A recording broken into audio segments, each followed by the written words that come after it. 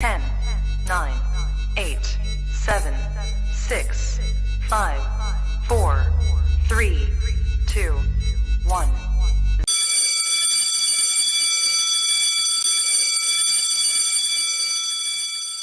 So it begins. I don't give a fuck who's on this show, bro. Kylo all day. I don't give a fuck, bro. Kylo is all day, man. I Like her. I don't want you smirking at shit because you didn't see anything to begin with. So shut your ass up.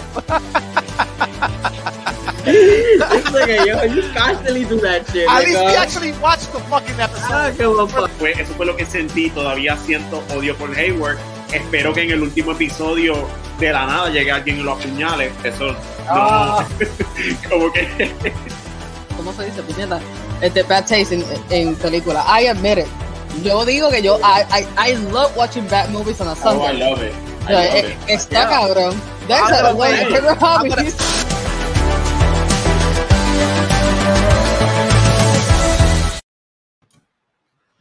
What's up, everybody? It's been a while since we've been together.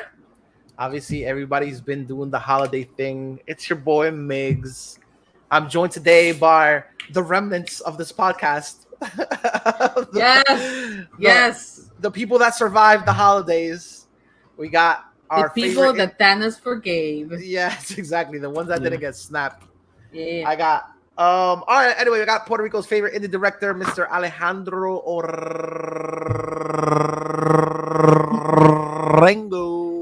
Woo! Yeah, awesome. And on the bottom here, we have everybody's favorite D&D fanatic, everybody's favorite sculpture painter, everybody's favorite person that if you talk shit on the internet, she will address you directly. CELY Liquid, how are you doing? Oh, good. Super chill. Super chill. And you know why. Everybody's everybody recuperated from the holiday. You all look like not tired, but you look like, you know, you're still hanging in there. I have 5G.3, so the what? we got 5G.3. Oh, you really want to get into the vaccination debate on this? No. That's why I took it, because I need to take it. So at least you there's look no debate for me. Puny. Yeah, You said, I'm in Munich. So at least you feel good, right? You don't feel like any crazy ass side effects. I feel good. Yes, exactly. Knock on wood. Yeah. Well, Lex would love to be here today, but he's a little preoccupied. DEKE is preoccupied as well. Our heart goes out to them. They will not be interrupting they're us okay. today. Don't say our heart They're goes doing out to okay. them. They're alive. They're not here today, so are they okay? Yes. Is that technically Yes. okay? We're not sure. Yes. They're not here. They're You not shouldn't celebrating. say That's that not about okay. them, 'cause then... Yeah. Nos van a joder aquí. Send them your best wishes. They're battling. No, I'm kidding. They're all right. Anyway. So since we were gone, a couple of things have happened. Most notably, the spider craze has been going rampant. Yeah. Basically, it broke the interwebs. The tickets went on sale. What was it? This Monday? Or Did they? Monday. They went on sale on Monday? They went on sale on November 29th, aka Cyber Monday. Yeah, but exactly. they didn't go on sale in Puerto Rico, so... no, que that's somos some colonia. bullshit. I forgot. Somos colonia. Oh, I'm sorry. Wow. No Wait, wonder. I was sending updates left and right, and all I was receiving was silence. Like, nobody gave a shit. Like, look at this fucking colonizer over there with his first world problems. Miguel, it has to come by ferry.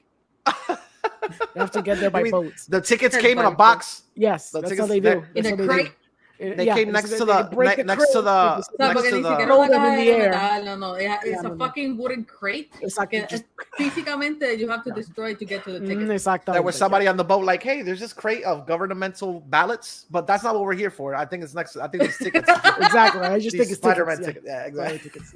So, No, pues tú sabes, aquí en Puerto Rico hay un pequeño monopolio de cine y el único cine que se supone que pues embute. Estoy jodiendo. Tiny monopolio, microscópico monopolio. Sí. No, pero hablando claro es que no los van a poner hasta la semana antes Yeah. Wow, Yeah. really? This is Closer news to to the me. date. Yeah. Whoa. Didn't that happen with... I want to happens say all the that time. might have happened with The Dark Knight. Yeah. It happens all the time. Yeah, eso me va a decir ya. Pero ya no tenemos tickets todavía. El momento que eso pase, I have to buy 10. I'm not kidding. No es para fakearlo. Oh. Es que I have a group that wants to see it and they're counting on me. Te voy a preguntar algo y no quiero que se ofendan. I'm not trying to throw shade or whatever. Ah, How are they selling these tickets? Do you have to make a line or you can buy them, you can purchase them online? Pues mira, en la colonia, Se aunque tú supone. crees que ¿verdad? Vivimos en Casebo y I'm tenemos not- que prender el fuego para comunicarnos, we can use something called the internet. I don't know if you heard of it. We're in This it is right the thing. now. This is the thing. Dale, This is the dale. thing. This is Sí, the Yo te thing. iba a decir, Ajá. nosotros somos los únicos dos que hemos salido del cacique. No, Ese- that's not how I Tenemos meant que ser it. cacique. That's not how I meant that at all. No es el cacique, el cacique pues es el Cuando líder yo voy a del- CELY, we just dance around and that's how we say hello. Nosotros le pedimos permiso al cacique para salir. Exacto, que ya- exacto. eh, That's how we Dios usually do it. Dios mío, that's si not how salimos I del meant it. Yucayeque, so- That's not how I meant it at all. Okay. I Dale. only ask because the theater I went to, we were joking around. I went to the theater with Nick. I went to visit Puerto Rico. Sadly enough, I did not visit my friends on the podcast because my time was very constrained. But Nicholas okay. lives literally right down the block from my sister. Mhm. So I was staying in my sister's house. Mhm. So I told him, I basically like, I lo amenacé. I was like, oh, we're going to the movies. He was like, oh, you know, there's a, we're gonna go see. Went to go see Gucci, Okay. and we went to go see Eternals because my little brother hadn't seen Eternals. So he was like, no, bro, I think I'll just wait till you guys go see Eternal. I'm gonna skip Gucci because I was like, you don't have a choice. I'm not calling you to ask you to go with us. I'm calling you because I'm telling you the car's gonna be outside in 45 minutes. You need to throw be water, exactly. Throw water on yourself. Get spiffy, Yeah. and then just get your ass in the car. Awesome. Point is, he went. That's fine. When I got there, there was a long ass line to buy tickets. Mm. There was a huge fucking line to buy tickets. Okay, to their defense, I went on Black Friday, and Black Friday had a sale. Caribbean Cinemas had a sale that all the tickets were child's prices. Yes. So everybody jumped on that shit. So I was like, holy shit, the line is long. So Pero- no, but I know. No, Go ahead. hombre, to intersect your story a second because it has to do with that. I also went to the movies on Friday because child price tickets. Mhm. Why not? Okay. I saw Claro. Ghostbusters, so that was Nice. fine. Sin embargo, I ordered my tickets online on the way there. So that was my thing. That was like, You can order tickets online? That was my thing. So when I got there, check this out. When I got there, I'm like, again, I don't want to sound like a douchebag, but I was like, holy shit, a line at the movie theaters. I haven't seen this in a while. I was like, what the hell is going on? I was like, what the fuck is going on or whatever. And then they explained to me, the tickets. And then we're waiting for Nick. Nick didn't get in the car with us. He decides to drive to the theater by himself or blah, blah, blah. So when he met us, we had already had his tickets. And I'm asking him, like, Nick, why the hell? Like, don't they sell it online? Don't they sell tickets online? I said that to him outside, and he goes, nobody uses that shit here. And I'm like, oh, okay. So when we walked in the movie theater, in a hidden little corner of the room, there's the online ticket arrival place. Yeah. Like, where you can print your fucking tickets. Like, you order them online. Dusty as hell. Like, nobody even touches that thing at all. I was like, so then you guys do have online tickets. Okay, Why the hell so- would people... Okay.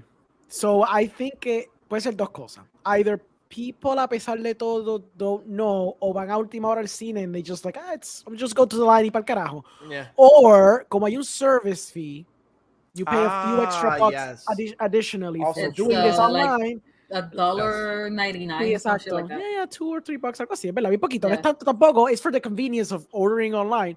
Pero Yeah. maybe por mucha gente dice, like, I don't want to fucking pay $3 extra I mean, dollars. to be honest screw with it. you, if they're trying to sell me the ticket at a reduced rate, I'm not gonna want to pay the fee either. I'm like, no, you're There offering you go. me, precio de madrugador, then give me the goddamn precio de But there you madrugador. go. But, maybe But it was that's funny. It was fine. like, Jesus Christ. I'm unintentionally sounding like such an elitist douchebag. Yo en Mayagüez cuando voy, I swear I'm the only one that uses that machine. Porque cada vez que yo voy, I swear people look at me kind of No, like, mano. what is he doing? ¿Verdad? It almost feels like, I don't know, the few people who probably use it, they always give you the eye como que, No. you know how to sí, use sí. that? Que come mierda. Printing his tickets Exacto, online. yo creo que yo soy la segunda persona que usa There we go, ahí esta está. máquina. Muy bien, exacto. So, no, porque en realidad, yo siempre como antes de ir al cine, aunque siempre he terminado comprando popcorn, nacho y whatever. Awesome. Siempre como antes de ir al cine y a mí no me gusta estar contando el tiempo de una manera tan estricta que yo tenga que sacar el tiempo para estar en la fila. Porque la película empieza a X horas. So, yo últimamente he cogido de siempre comprar la taquilla, qué sé yo, online, a menos que ya yo esté allí, maybe hice compra or something, o estoy por ahí por Western, y entonces me da por ver la película. Ahí es Ahora, como que pues. ahora, para toda la gente que están diciendo que yo estaba hablando mierda de mi isla. No, no. God bless my island. I mean, that's not true. They have something that I love and I dug. Dude, the Atacha movie shit where you just point at the QR code and pay. Yeah. That's ¿Viste? like, It almost God feels bless like you're in the the person. States, right? The life feels like you're doing No, dude, like Apple Pay or something. Wow. But Yeah. but I'm like, yo, that's awesome. I mean, not too many people. I could be in the minority here, but I don't think too many people down here where I live, at least, they don't use Apple Pay for. I guess like, I mean, I live in Florida. It's like retireeville. They're like, oh, you know, I don't want to use Apple Pay because they'll steal all my information. Those fucking Democrats. Fine. You know what I mean? Like, you know what I'm saying? So they don't use Apple Pay. So I was wondering, I was like, why the hell don't we use that down there? Why doesn't the theater just have a QR code? And like literally, when you use Atacha Mobile, you're pointing at it and it already knows it's ready for the transaction. So it's like bing bang boom, and it knows how much it's gonna charge you. That they use that very frequently por la pandemia because everyone was scared of touching each other, so they developed that system very quickly, which I love and I appreciate a lot porque realmente ahora yo casi todos los pago es como que rápido, okay, Atacha Móvil. Pero ¿sabes por qué eso pasó, verdad? Porque fue que salió Atacha Móvil. Bueno, ya. Go ahead. Hace par de años atrás PayPal iba a quitar a Puerto Rico de sus servicios. Y si tú querías que te quitaran dinero, no iba a poder porque Puerto Rico estaba fuera de eso. Sea exchange, lo que sea, hubiese sido negocio, como quiera, tampoco afuera.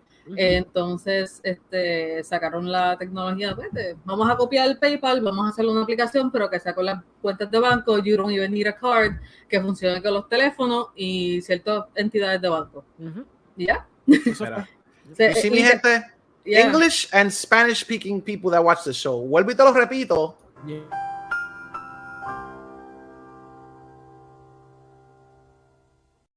This is a place where you drop knowledge. Exacto. You don't only come here for the nerd information. You get educated here, okay? Thank you very much. All right. Very good. So, sir. Very good. This is mimosa for those who didn't know. Back to the Spider-Man news. Yeah. When those tickets dropped, I was on my plane right back. Yeah. And the plane was landing. I was like, let me just see what the hell's going on. I believe Mr. Campia was doing a live stream. I signed on. I was reading. I was seeing it, and he was like, "Ticket." He made a huge deal out of tickets. I was like, "It can't be that bad here." Like honestly, where I'm at, it's like old people dinosaur land. It's got to be way easier to get a fucking ticket here. Holy shit! When I tell you, every single service for purchasing tickets in Florida was down. Was literally down. Like you couldn't even open the app. The app would just keep on thinking. Yeah. I was like, I guess old people like Spider-Man as well. I'm like, what the hell? Dude, you couldn't sign on to the application. You couldn't sign on to the website. If you did get in finally to try to purchase a ticket, you'd get either a queue or you'd wait the queue for an hour. And then when it was your turn, it would blank out. It was insane. I personally, I remember buying tickets for Avengers Endgame fairly easy. Yes, they did sell out quick.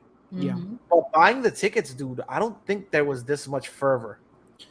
It broke the records because the next day they counted the numbers and it obviously broke the record. Which one? Avengers? Yeah, Endgame. They broke the record. Oh, Endgame. Okay. But then these tickets, so tanto en tiempo, en dinero, everything. Saturday. Y solamente estamos hablando de lo que se ha contado en Estados Unidos, like the mainland. Oh yeah, of course. Es lo, o sea, domestic one, yeah. Yeah, exacto, domestic. Pero espérate, tan doméstico que nosotros no estamos incluidos. Full.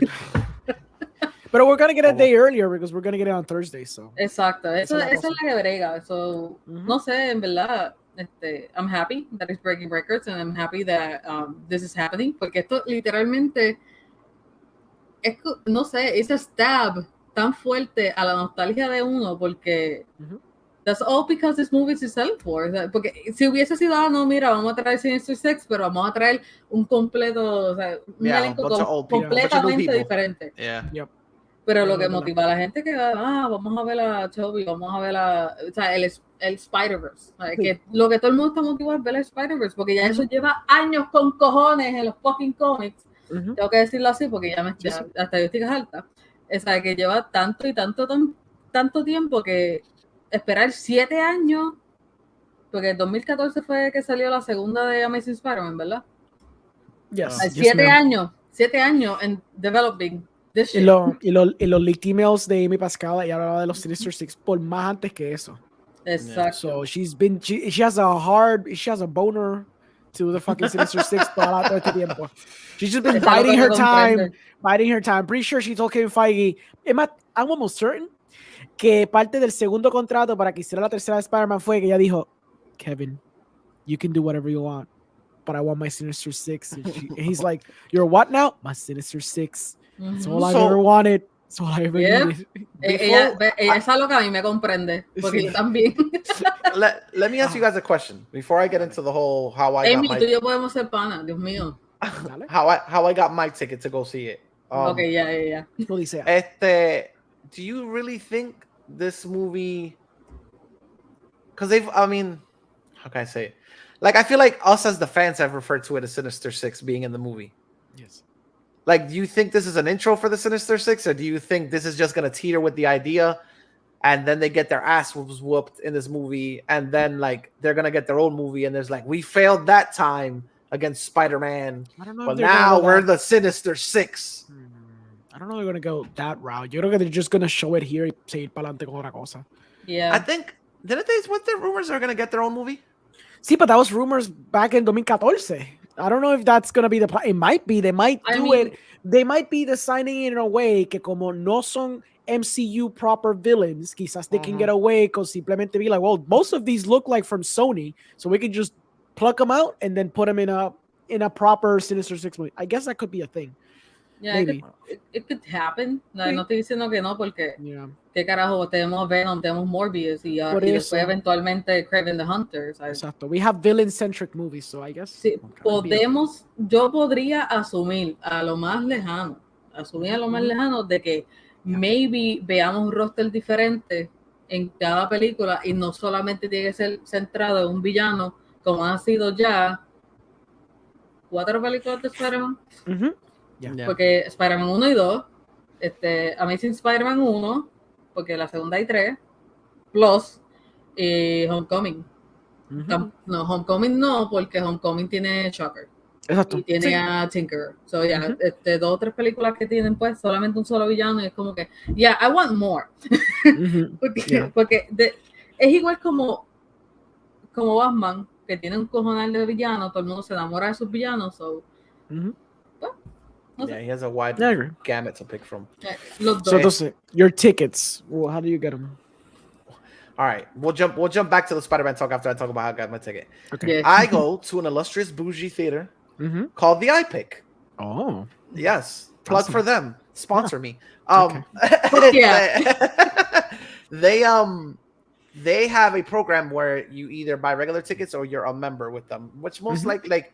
They've had it for a while, and I want to say then afterwards, AMC started doing their shit with the whole movie club and blah, blah. Yeah. So, but this one is even like more fucking oppressive. So, like, if you're a member, you get the good seats. If you're not a member, you have to sit in the front. Oh my god! Yeah, it's like pay to play type shit. Exactly. Yeah. And then the seats in the front don't recline. They're like shitty seats. Yeah, shitty seats. And the seats in the back have like waiter service, blankets, pillows. So literalmente tú ves la discrepancia socioeconómica. Exacto. And then if you sit, so there's like, let's say there's like 10 rows, right? An example. Yeah, sure. If you sit in the 5th row, which is like the last row before the people that are members, you get to put your foot on the other person's head. Of course you do. Do you have like a doorman que te abre como a little chain y te dice, good day, sir. Are you willing to join us tonight? Would you like a refresher? Exactly. And they're like, no, I got a regular ticket. And they're like, scum, get back down there. We don't talk to you. Shinks. Please, sir. Sir, no. Go back to the front with the pleb. Exactly. Disgusting. We'll bring you your water when I feel like it. I feel like it. Just throws a bucket of water in his face. So if you're a member, you get you get earlier access to the tickets when they go on pre-sale or whatever. Of course. And then Thursday is for the members, and then the following day, Friday, which is then everybody else can see it. Okay. So I was like, all right, I can get down with this or whatever. So as soon as the tickets, I got the email or whatever, and it was like tomorrow. It didn't go on sale Monday. It went on sale. Went on sale like I think it was Tuesday in the morning or some shit like that. Okay. And then it was like, even though you're a member, you know, tickets are on fire, blah, blah, blah. So I saw it.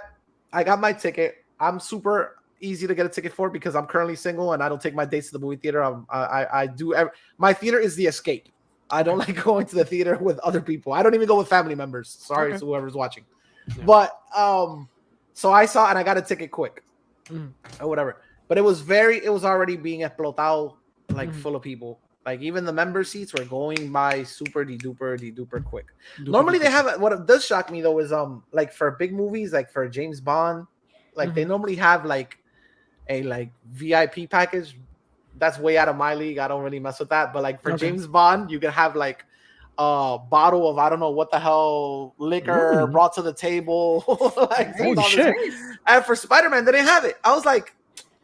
Because it's for kids. They're not going to give you fucking wine for kids. First of all, nobody's bringing their kids to that movie theater. I can tell you that much right now. Oh, no. You don't know that. Nobody's bringing their kids to that movie theater. I pray there's a crying child next to you during the whole movie. Dude, I get to complain. I'm a member. I'm not a regular. Like, sir, remove this child. He's interrupting my cinema experience. Exactly. So it's funny. So yeah, tickets are going super duper fast. ¿Cogiste IMAX or what do you large format? ¿Qué cogiste?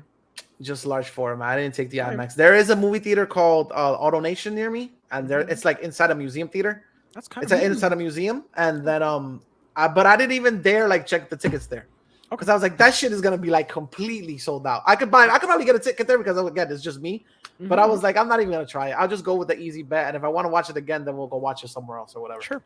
But I'm expecting like I like watching the first viewing by myself. But most likely, like my family will be like, "Did you see that Spider-Man movie? Is it good? Can we go watch it or whatever?" And then I'll probably go watch it with them somewhere else. Now that you guys have kind of, I'm not sure if it's even confirmed yet. I could have swore today they were saying that that's not true. That supposedly there's 3 more movies on the way after this one. Campia said that a lot of Sony sources are claiming that that's false. So now we're in limbo again. We don't know if Amy's just speaking out of her ass or she said something she wasn't supposed to say, even though she's a fucking producer. So I don't understand why she still alive. Is Pascal still alive right now? She's still alive, apparently. Apparently so. She's still somehow alive. Yeah. When I personally heard that, I was like, okay, they spoiled the movie for me. Yeah. Because when I heard that, I was like, he's basically going to stay within the MCU. There's nothing that'll happen that'll throw him completely into Sonyverse. Because if there's 3 more movies with then, you know what I mean? But now that they're saying it's not true, I don't know anymore. Pues Campia dijo, because he's the one saying, he's trying to atar unos cabos raros, porque había un interview que he said, que Kevin Feige was talking about that Spider-Man will be the only one that can like bridge the gap between universes or something like that. Meaning de que what Campia is inferring es que Kevin Feige está diciendo que Spider-Man will be the only character that's going to have like being in the MCU, then he's going to like meterse un portalcito and be in a Sony movie, después brincar otro portalcito, and then he's going to be able to ping pong in both studios, well, apparently without any problems or huge concerns for continuity. That's what he's trying to allude based on what Kevin Feige said, but he doesn't know tampoco because he doesn't have that much inside knowledge. Yeah. That's his theory right now. So I don't know. Maybe. I mean, it's easy to do. People, people just want to see the characters. I don't think they're too concerned with continuity. A menos que sea algo bien importante, pero it's easy. I'm just, my whole thing, like we discussed on the past podcast or whatever, was just, I wonder how at the end of the day, once this movie's said and done, where the plan lies for where that character lives or where he doesn't live, or where, if you keep on saying, I know what you're going to say, there's no way they're bringing in the MCU with the Sony shit and, making these characters exist within their world. But it's just like, I don't know anymore. If they do 3 more movies, then he's in there. Then they're dragging all their other shit in there, no? Yeah. I still think que no. I still think they're gonna find a way to keep it separate. They're gonna justify it with maybe como ahora mismo como the multiverse shit. Yeah. They're gonna justify maybe having those characters be like a split second in the MCU, pero que they're not lasting more than the movie One they're movie. in. Exacto. We have a Yes, he Nicholas does. Alexander Cortez commenting. He lives in Queens. Yes. Thank So? you for that wonderful morsel of information. Yes. Oh, you should put the whole thing like oh, they're Please- gonna keep it apart. Oh, that's what he's Please, trying to please concentrate on what you're doing if you can't be here physically. Thank you. Oh, da que se conecte solo para votarte. I know, right? Ooh, no. Yeah, por eso. But yeah, there's crazy rumors about the whole Venom thing, and Yeah. if they go that route, I'll be extremely pissed. But then again, that's just the disrespect they show that character these days. So it is what it is. Nicholas would like to inform us that he's driving and he called me a limey hoe. That is racist and sexist. Yes. Interesting. Double Yes. whammy. Pues mira, yo estuve, porque ayer en el movie está hablando lo mismo. I looked up some numbers. So, basando la premisa de que rompió records de Endgame, which some people were talking, en el mismo podcast, we were debating the whole thing about, is it possible to break records considering que hay sitios donde todavía la pandemia está in effect and there's still some restrictions, ya son 50% of capacity Where's and that? stuff like that? Where's that? In the States. Go, Not in Florida, my friend. Not No, in Florida. bro. COVID's I'm talking done, about baby. like New York and LA, where they're more Democrats. COVID is done, bro. COVID's Yeah, finished COVID is already. done? What Okay. COVID? Sí, What COVID? Ajá. Exacto. So se What come. COVID, bro? In the Exacto. in What the the hell? land of Florida, Now, boy, yeah, of course. we have a huge planet transformer to look forward to called Exacto, Omicron exacto. or some shit like Exacto, that. Omicron. It's so ridiculous, pero pues, pues, tuvieron ese debate como que is it possible to break records? Que And you're falta considering the respeto fact que no al estaba la COVID capacidad.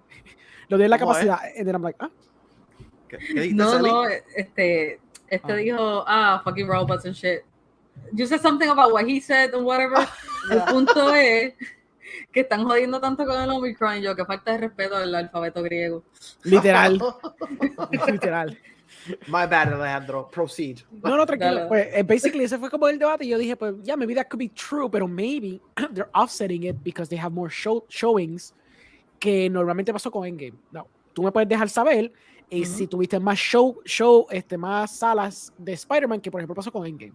Yes.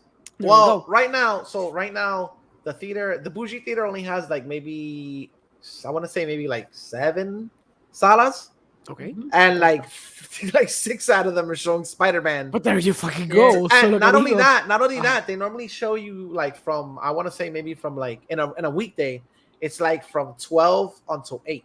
yeah, And they have from like 12, they have from like I don't know what time until like 10:45 at night.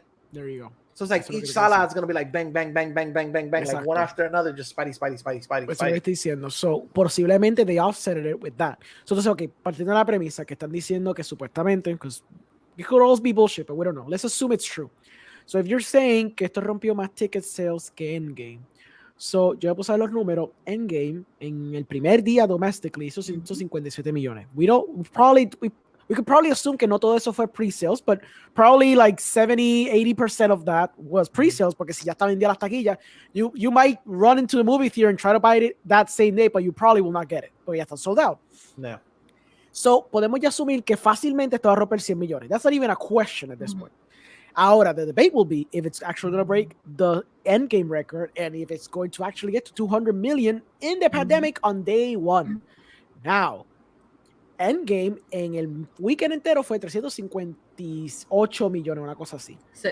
So, would it break that? Will it not? Is it going to get to $1 billion basically in 2 weekends or something? Because that's also going to be interesting. Y pues, Oscar, ya tú sabes muy bien que te convencí, porque yo siempre te estaba diciendo meses atrás que te iba a romper $1 billón, and it's probably likely based on what we're seeing right now. Claro, hay factores como el Omicron Transformer variant. Yeah. Hay otras cosas que... I can hear the Michael Bay noises from here. Exacto. Sí. Campi habló de que supuestamente un survey que se hizo a some moviegoers and some general audience members, que 49% del audience que consumía movies antes de la pandemia still have not gotten to the movie theater. So maybe this could be the movie because of the immense hype that it has, could be the movie that actually even those families that haven't got all this time, quizás vayan a verla. So factoring all those things in, The question is going to become cuánto se tarda en llegar a $1 billion, at least domestically. You know, I am regretting with my heart and soul Yeah. selling the little bit of AMC stock I had when it was dirt cheap. Yeah. When I bought it dirt cheap and I never played the stock market. I was nervous. I was like, what is this? I feel like I'm losing money. Let me just get out of it quick. Just get out of it. And now with this Spider-Man shit, I feel like AMC is like gonna shoot up. Yeah, it's gonna skyrocket. Like I don't think this will be the movie that like literally ends the fighting for the cinemas fighting for their life. No, you know what I mean? Maybe not. But it could, No. It's gonna put Pero, up a good fight, creo. Pero coño, like it's revenue, dude. Like I'm happy. Eso for the mismo yo theaters. también You know what quería I mean? decir. Yeah, I Yeah. agree. Sí, course. I agree with that porque yo iba a decir que por lo menos este va a ser el chance a esos mom and pop shops que pues tienen cine, Muy 2 o cierto. 3 salitas y pues esto es lo que va a hacer que reviva un poquito, o sea, que ayuda un montón, va a ser dinero, no importa qué cine sea, va a ser chavo. También Shout out to el autocine en Arecibo. Awesome. Shout out to el Town Center. shout out to Teatro Excelsior. Nice. No, pero en realidad es como que esto va a ser un buen kickback para ellos. O sea, no tan solo para los monopolios o los más grandes, también va a ser un kickback para aquellas personas que tengan un cine y pues they need the fucking money. Claro. Pero en realidad hay que ver es como tú estás diciendo, o sea, si tu cine tiene 8 salas y 7 de ellas van a tener Spider-Man, pues es más que obvio. Pero también hay que ver la otra variable que son los asientos, cuánto cada uno va a tener en la sala, sea donde sea. Puede ser que llenando esas 7 salas a 50% le dé el número que ellos necesitan para tener 2 salas llenas de Spider-Man y excepto que sean películas regulares. Sin embargo, esto es solamente Spider-Man. Yeah. ¿Quién tuvo la valentía y el corazón de tirar una película la misma semana que Spider-Man? O sea, in other words, what else is there to show that week besides Spider-Man? I'm pretty sure maybe like a limited release movie probablemente, pero there's no other huge. We're gonna talk about that. Don't worry. We're gonna talk about that soon. Oh my God. Pero yo no creo que hay competencia. Lo que hay antes es West Side Story. That's the other big release, por decirlo así. And then the week later, it's gonna be Matrix. Yeah. Revolution, revive it. We'll talk about that later as well because my heart goes out to that movie. My heart goes out to me that wants that movie to succeed. And it's okay. I mean, Same. they have money. It's okay. Don't worry. You don't need to cry for Warner Brothers. It's cool. They're gonna make. I don't know who made that decision, but boy.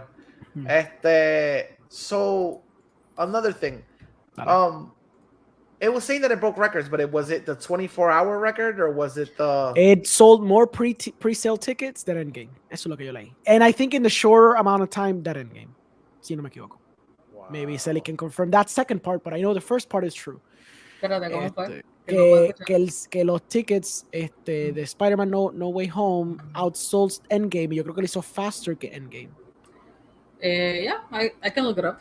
Yeah, yo sé que la primera parte es cierta, no sé si fue más rápido todavía. Tickets. Pero yeah. We got people fighting to see for those tickets already in the streets. Yeah, and the streets are just literally fighting. It's okay, guys. Don't worry. You're gonna get your tickets. And eBay selling them for what? 25 G's? Trying to sell it for 25 G's? Oh my God. That's a beautiful crazy person. Thing ever. It's a beautiful crazy. I was like, how can I sell my QR code? I know, right? Later. I was like, no one wants to take my seat. I'll take up a straight up. I could get a one chair again, so I'll give up a $50. I'll sell it for $50. Somebody wants to go that's watch so it. cheap. Even I do it. I'm easy.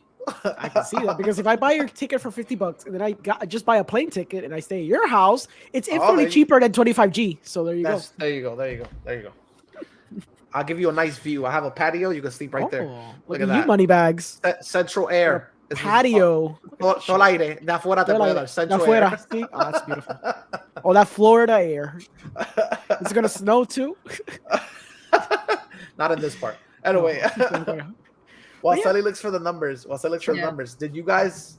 There's a lot of fucking numbers. Did you guys honestly expect it? Did you guys think it was gonna do this much? Yes. How about you, CELY? Did you expect it, or were you overwhelmed by the fucking amount of I was expecting it, porque yo soy la más que pues pegó los números. I was expecting it, pero no esperaba que fuese tanto el hype. Entiendo que es que no sé, mano, yo tengo que dividir lo que es hype de los fans y hype de los scalpers. That is true. A este momento yo tengo que dividirlo así, pero yo pienso que genéricamente todo el mundo está súper excited y yo sí que esperaba que todo el mundo, yo quiero saber qué es lo que va a pasar, yo quiero ver tal persona, por eso estaba jodiendo ahorita de que donde nos da en la llaga es la nostalgia, ¿sabes?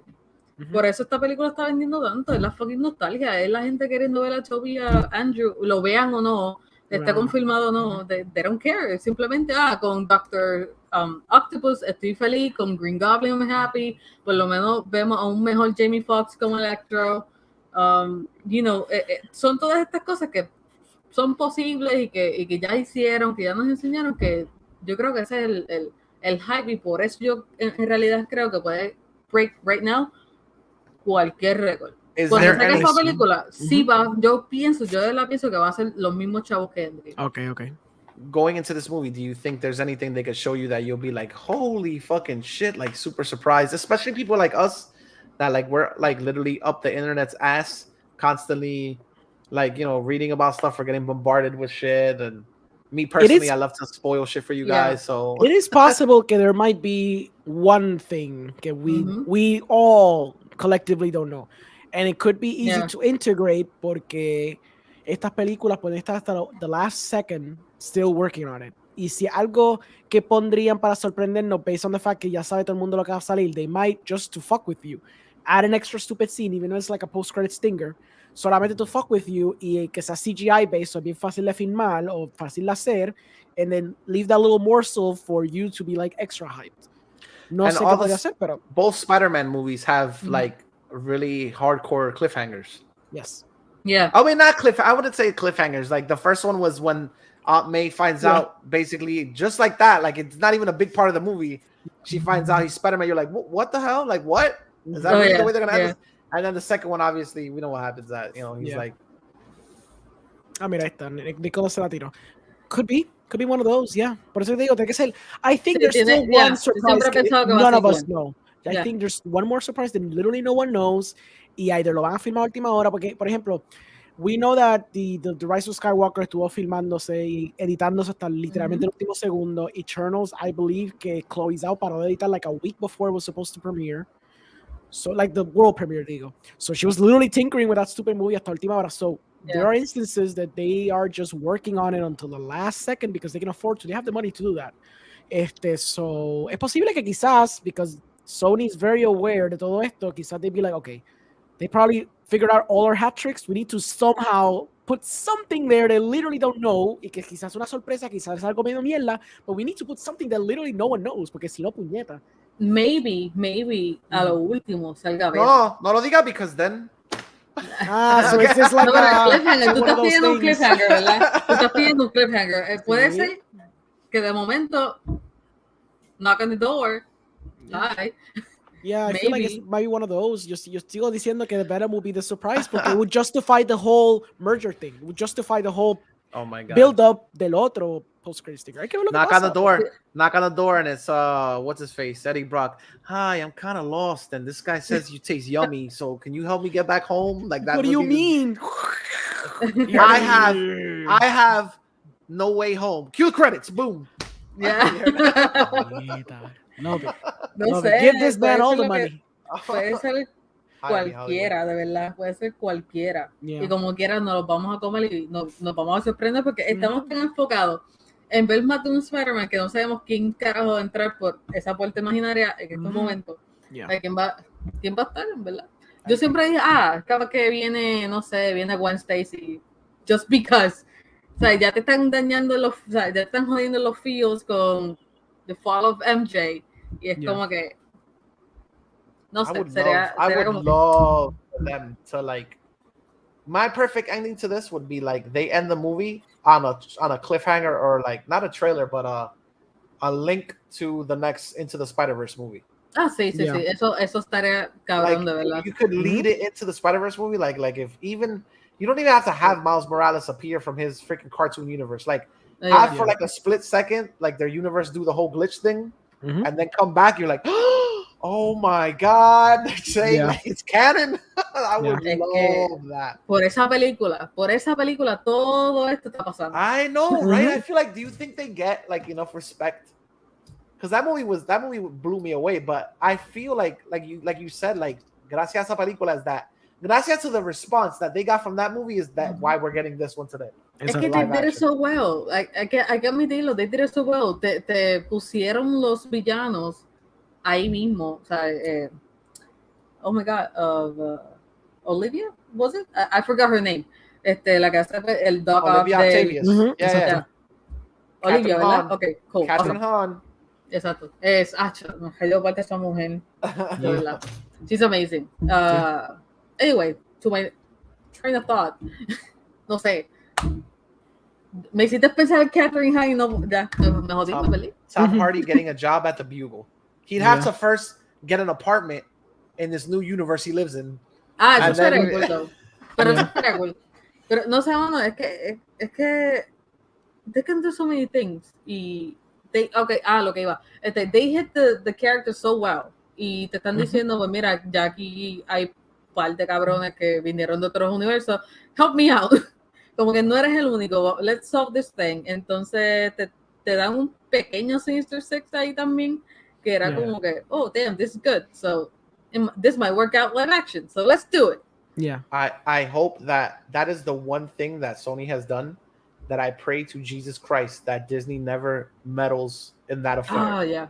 I pray that thing could live on its own, free from the MCU. Like, I mean, if we bridge it the movie, pay a nice little homage, but I would not want Disney to get their hands on that specific storyline because I feel like that storyline was birthed out of a necessity and an originality.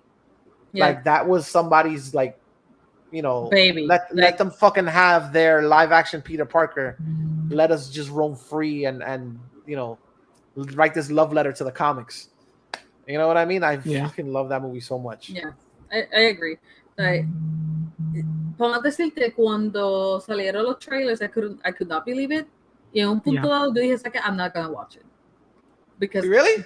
Yeah. En un punto yo dije, no. This is going to be bad. This is just gonna, you know, o sea, yo no pensaba que lo que estaba diciendo la gente, that it was amazing. I didn't believe it. No me pregunto por qué. Fue una de las pocas películas de Spider-Man que te digo que I don't know what happened, que yo no creía nada. I did not believe it.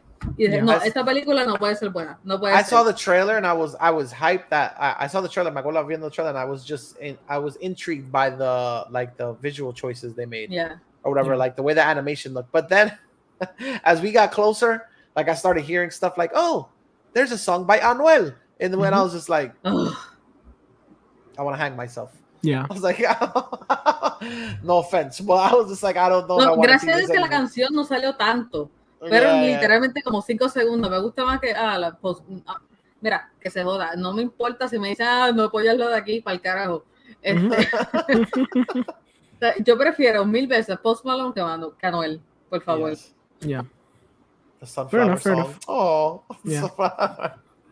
But yeah, we're definitely looking forward to it. Selling tickets like hotcakes. I wonder. I'm super curious just what that movie's gonna make. I'm still shocked. I'm really shocked. I didn't think it was gonna fucking crash the interwebs the way it did. Let's do this. Yeah. Let's set it in stone.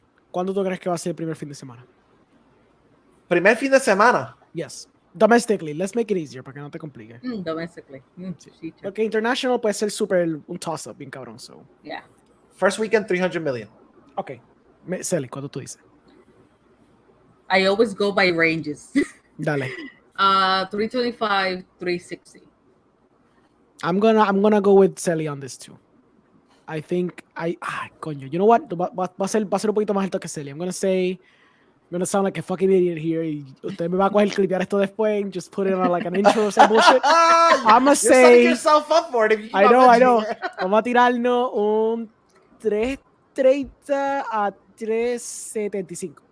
I'm gonna assume that it's probably gonna break Endgame. Wow. Yeah. Maybe la primera semana, quizás haga un drop bien feo en el segundo fin de semana, Yeah. Pero I 200. really think que viendo esto, y si el word of mouth es bien sólido, people are going to go insane el primer día, and then they're just going to invite everyone again para el sábado, el viernes y el sábado y el domingo, and then it's just gonna break all the records. So I'm gonna go bets. ¿Qué dije? 330 a 375. Let's do that. Yeah. I'm gonna say that what It's gonna be I'm like- praying es eso. It's gonna be what you said, like 335, and then when the news gets out that Deadpool is a cameo in there, then it's gonna like it's Some gonna. ridiculous bullshit. Por eso te digo, there's just gonna CGI something in a última hora para por lo There's menos not tener gonna be a algo. Stan Lee cameo in this one. There's gonna be a Deadpool No, cameo somewhere in there. cameo. People are gonna be like, "Fucker, Like, what?" hey, honey. Y como que le dicen, "Who the fuck, who are you?" Something crazy. Oh my God. Oh my God, he's time jumping too at the end of his movie. So like, Es que, all the I mean, time- why wouldn't he? He's the remnant of the other. I was the just other time jumping. My board, yeah, I was just time jumping, and I just landed somewhere on here. Yeah, Like, exacto. Sí, por eso. it's funny how they haven't mentioned the fucking thing about him lately, right? Like there was all this ¿Verdad? hubbub. Bien calladito. Super callado, super That's what callado. I'm saying. That's Sabía funny. Nicolas la pega. We were just like overshooting so hard. I know. Pero es que Yeah. honestamente yo pienso que si me dejo llevar de los ticket sales y como le pasó a Endgame, de acuerdo a ellos, because it could all be bullshit, we'll see. They haven't Pero given si us es like así- concrete numbers. No, they haven't. It's Pero just sí. they're just so that's why you're saying you don't believe it that much because it could just be like a marketing ploy at It this could point, just be right? a marketing ploy de que Fandango le tiraron, Disney tiró todos los chavos a Fandango para que mintiera. So who knows, ¿verdad? They oversold it by 2 tickets. Exacto, tú imaginas una cosa ridícula. Por eso que estoy diciendo. So, por eso que digo que es like, puede que no sea cierto, pero si es cierto, pues then theoretically it should do the first day more than Endgame. Y si el trend goes on, but then it should theoretically sell more than Endgame. Ahora, el segundo weekend es lo que va a dictar. Pero quizá el hype inicial, pues eso es lo que se sostenga enough to like justify como que eso. Por lo menos el primer weekend. Okay, so yeah. All right, I with that agree. out of the way, let's talk a little bit. I just want to gloss over real quick before we Oh. get into the Hawkeye show. Orengo, What? what did you feel about and CELY? CELY, did you see the last trailer The, for Matrix okay. Yeah. resuscitation or whatever the hell you wanna call it? Revitalization. Exactly. Resurrection. Did you see En verdad it? que yo creo que sí lo vi unintentionally, pero no sé si que soy yo o was it like a lot like the second one? It was basically the whole premise of the trailer was the deja vu effect, Mhm. and the way they spiced. So you hear Trinity in the background saying, Yeah. if you see a black cat, or deja vu No, is it- basically them rewriting something in the Matrix. Yeah. And they it's had in the an Matrix. original scene from the first movie, right? I believe. Yeah. Most Okay, of it was from the yeah. first I movie. think I saw, yeah. And Lo que pasa then es que literalmente anuncios everywhere. Sorry, Yeah. Yeah. pero anuncios everywhere. Matrix all the time. Yeah. man. Yeah. I swear. They would splice in like an image in the middle of the of it being rewritten. They would splice in an image of them in the middle of the new movie of a character that's supposedly in the new movie and in the old movie. Yeah. Mhm. Yeah. I'm gonna be honest with you. Like I told you before, I want this movie to succeed so fucking bad, Mhm. but tiene todo en contra de él. It has everything like Beautiful. for it to be such a fucking dud. Yeah. It's coming off of it. Like I think this month will be Spider-Man month. Yeah. Like the whole month will just be that movie. We'll have time dedicated to it. It's coming out day and date, so it's gonna be in the theaters and it's gonna be on HBO Max. So obviously that goes against it because people aren't gonna go to the theaters to see fucking Matrix. They're gonna probably stay at home. And Okay. we'll be honest with you, like los cineastas like us, if we have the opportunity, we'll most likely go see it at the theater. You're I gonna see it on think- HBO Max? No, I'm gonna see it in Oh. theaters. La cosa Okay. es que I think que people are gonna go see it. No va a ser un 100 millones. I know not. It's not gonna do that. Yeah. Pero it might actually do more than Dune. You think? I Whoa, think that's so. a big. ¿Sabes So por qué? It is Porque getting released es- in China. It's getting released in Sí, China now. Y la cosa es también que como está tan cerca las navidades, ya la gente que se saltó viendo Spider-Man 3 semanas, la semana anterior 3 veces, pues va a salir eso cerca de las navidades, tiene alguito extra para ver que no sea Spider-Man. Por eso te digo, it's not gonna do like 100 million. Pretty sure que no. Pero yo creo que la curiosidad, y estando so close to the holidays, it might give it a little bit of a boost. Ese mismo trailer que nosotros vimos, I am almost certain it's set at the end only in theaters. So they're trying to hide the fact. versions. There's Oh, two there's two versions. of that. versions. There's two But they're versions. of it. they seem to be trying to hide it again, como hicieron con Dune. Yeah, Por eso que te there's digo. there's a version of the trailer that says only in theaters, but it's because I guess there's international waters that won't be showing it on HBO Max. Fair enough. Or they don't have HBO Max, whatever the hell you want to call people it. might see that and they might get misled into thinking, I hope need to go see it. I hope so. That's the one movie that I hope that works in his favor because I am so down for that movie. I can't wait. What the hell is that girl's name? The one from I mentioned it today in our chat or whatever. I was like, I had no clue that was the same girl from Daredevil. Not Daredevil. Is she in Daredevil? Daredevil? I think she might have been in one season. Okay. Jessica Chadwick. Yes. Okay. She was in also in Iron Fist. Okay. And Luke Cage. She was in Luke Cage as well. Okay. I was like, whoa, she looks nothing like the person that she was in that other movie. Yes. But looks great. That's the trailer that sold me on this. Which one? The one now or the one? Yep, the one now. That's really? solidified. You were sold on it? I was digging the trailer, but I was like, okay, so it seems to be going meta, but then this one committed to that, and now I'm like, I just want to see that because the parallels are so well constructed, even like the visuals. I was like, this has to be intentional to the point where, so the thesis is it's a glitch. So something's happening where you're gonna play as a film. Like a filmmaker, I love the idea of meta-ness, especialmente when you're being self-aware within a movie. And when shit is muy within a movie, como por ejemplo Disaster Artist, I eat that shit up. So, tener una película que esté bien conscious of its own narrative. Emma, I know people don't like this movie. I really like the Human Centipede though, because it's about the guy who saw the first Centipede movie and he actually got inspired by it and he wanted to recreate what he saw in the movie to the point where he got the actors and actresses to start in his own disgusting Human Centipede. You heard that right, ladies and gentlemen. Yes. Orengo said, I eat that shit up and then followed it with, I love the Human Centipede. Yes. That's the second one. And the first one. Pero tiene que ser la segunda específicamente. Yes, the second one, because that's the disgusting one. The really disgusting one. You thought the first one was bad, the second was worse. Pero yeah, so I love the idea of meta-ness y si lo haciendo una forma bien interesante como propone el trailer, que who knows, maybe it's just a marketing ploy and it was just pure coincidence that a lot of these shots are lined up together that way, but it just doesn't seem like it. So, basado en eso, I'm really excited for that. What about the rumors going around? Or I don't think it's rumors. I think at this point, what was it? Lana Wachowski said it's not a sequel, or the writer of this movie said it's not a sequel. Oh, I didn't know that. So okay, so it's a reimagining? I have no fucking clue at this point. So someone like the movie's gonna start. It's gonna be like a little Warner Brothers serververse. They're gonna click and they're gonna reboot the server and it's gonna go. It was just. No, they're gonna get one of those calls from like Liberty. Mira, por favor, mira la parte de atrás de tu modem, desconéctalo. Sí. Y vuelve y conéctala. When they connect it again. El prologue scene es literalmente LeBron James caminando por los serververses. Y entonces él dice, oh, this is disconnected, let me plug it in. Click. Entonces de pronto la película empieza. Oh my god. Yeah. They Todo es un floppy. Gracias. I'm just honestly hoping that like I really love this universe and it's funny they say it's not a sequel, but we talked about it before, like, you know, behind the scenes or whatever, that the marketing is basically, especially with this one, they're basically letting you know which character is what. Yeah. Who's each character in this not movie, hiding it. You know what I mean? Like, and the fans of the series are basically like, okay, they're gonna get the references right away. So I'm wondering, are they gonna set up more movies? Do you think this is one and done? Yo sé que Warner Brothers iba jodiendo a the Wachowski sisters desde hace mucho tiempo to do a Matrix movie. Desde que se acabó la última, even though it flopped, it still made money. But they were always like, oh, we don't have a story to tell.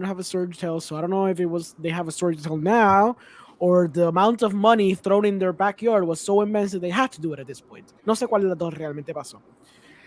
I don't know si esto leads into something else, or if this was just like, I got the spark of creativity to do this one more movie. So I can realmente no sabrá decirte. It seems like could be a toss-up. For me. Sally, if you had to choose, would you say that this is one and done, or do you think this could lead to something else? What do you want? En verdad, my opinion stands where it should have ended with the first one. Esa era la intención, meaning, no sé. Para mí esa debió haber sido siempre la intención. No sé si quieran seguir con el Keanu Reeves hype, ¿sabes? Keanu Reeves hype, porque va a haber un punto que va a cansar y es como que, mano, stop that. En verdad no sé, yo diría que esta y ya. Ya, que se pongan a hacer otras cosas, no sé, en otros medios. Maybe they can do a TV show for HBO Max. Maybe they can do like a new comic book or graphic novels and shit like that. Yeah. No sé, and I'm just speaking as a fan. I'm not speaking as someone that gets on the internet and o sea, critica películas con ustedes, hablando mierda. No sé, desde mi perspectiva como consumidor, yo diría, hazme esta y después si quieres hacer algo más en Matrix, hazlo en otro medio. Porque no había necesidad para hacer esta, nadie la pidió, pero es capaz que es súper buena. Pero Nicholas says he wants an HBO Max series with Black Manta. I'm assuming he's talking about the character that plays Morpheus in this one. Estaría cool, a mí no me importa, en verdad. O sea, hablando así bien claro y ninguna educación, básicamente, done, give me another format if you want, maybe make it a TV show. Okay. Sí, tanto joden con Matrix, porque no es por nada. Yo sé que estaba Westworld y hay otros títulos de series sci-fi, pero yo creo que necesitamos un poquito más de sci-fi on TV, because that's the medium that always keeps, like, if it's not up here, it's dead. No hay un in-between. I don't know. I never thought we would have gotten a sequel to that trilogy, honestly. Like, after so many years, I thought it was dead in the water. We always wanted it. We always joked around, especially me and Nick, like, oh, give us another Matrix sequel. We want it bad. But in the back of our head, we're like, it'll never happen. Really, though? Are you sure? I was like, in my head, I was like, it'll fucking never happen. Like, they'll never give it the green light or whatever. You know what I mean? And then here we are today, talking about this movie coming out. I'd like to see a series. I would fuck with a series if it was given a good budget, like by HBO. Yeah. If they did it if they gave it the same budget like Westworld or any of their other shows like Game of Thrones. Well, Game of Thrones might be a little bit too extreme, but I would watch a show with them. It'd be interesting. Do you think? Si de verdad quieres como que más allá que otras cosas pueden pasar in the Matrix or whatnot, no necesariamente con Keanu, porque pueden, qué sé yo, develop other characters and shit. Y esto es porque simplemente pensar que había un MMO de Matrix, entonces como que, who could be here? Like, who could take the mantle? Who can the MMO? The MMO was ballsy. The MMO actually recasted characters within the game with other actors from the movie. It was very weird. Like Niobe was played by oh my god, what's her? I don't know her name, but she played what? Tank and Dozer's sister in the series. Do you guys remember? She had like long hair. Yeah. Sí. So in the game, Niobe is played by that actress. Like her likeness, is played. They used her likeness for that character. The game was pretty out there with some decisions they made, and it supposedly at one point it was canon. So I don't know if it's canon now in the movie or whatever. Pero sí, porque tú me estabas diciendo que it was canon with some characters' death. I'm not gonna say who just in case. I'm gonna say who just in case. Si se quieren spoiler, búsquenlo, pero tú dijiste, te habías dicho eso, que era canon y que there was at the end there was something. There was a reset. There was a reboot. That was the ending of the game. The Matrix gets reset again after the one that Neo did. Exacto. Yeah. So I don't know. It's anything could happen. De nuevo, es que estas películas yo no me las cojo tan en serio. Y es porque no es como Orengo, pero yo digo que no me cojo el lore tan en serio como otras películas. No, tampoco, o sea, esto básicamente, literalmente Matrix es como que my fan side, my escape.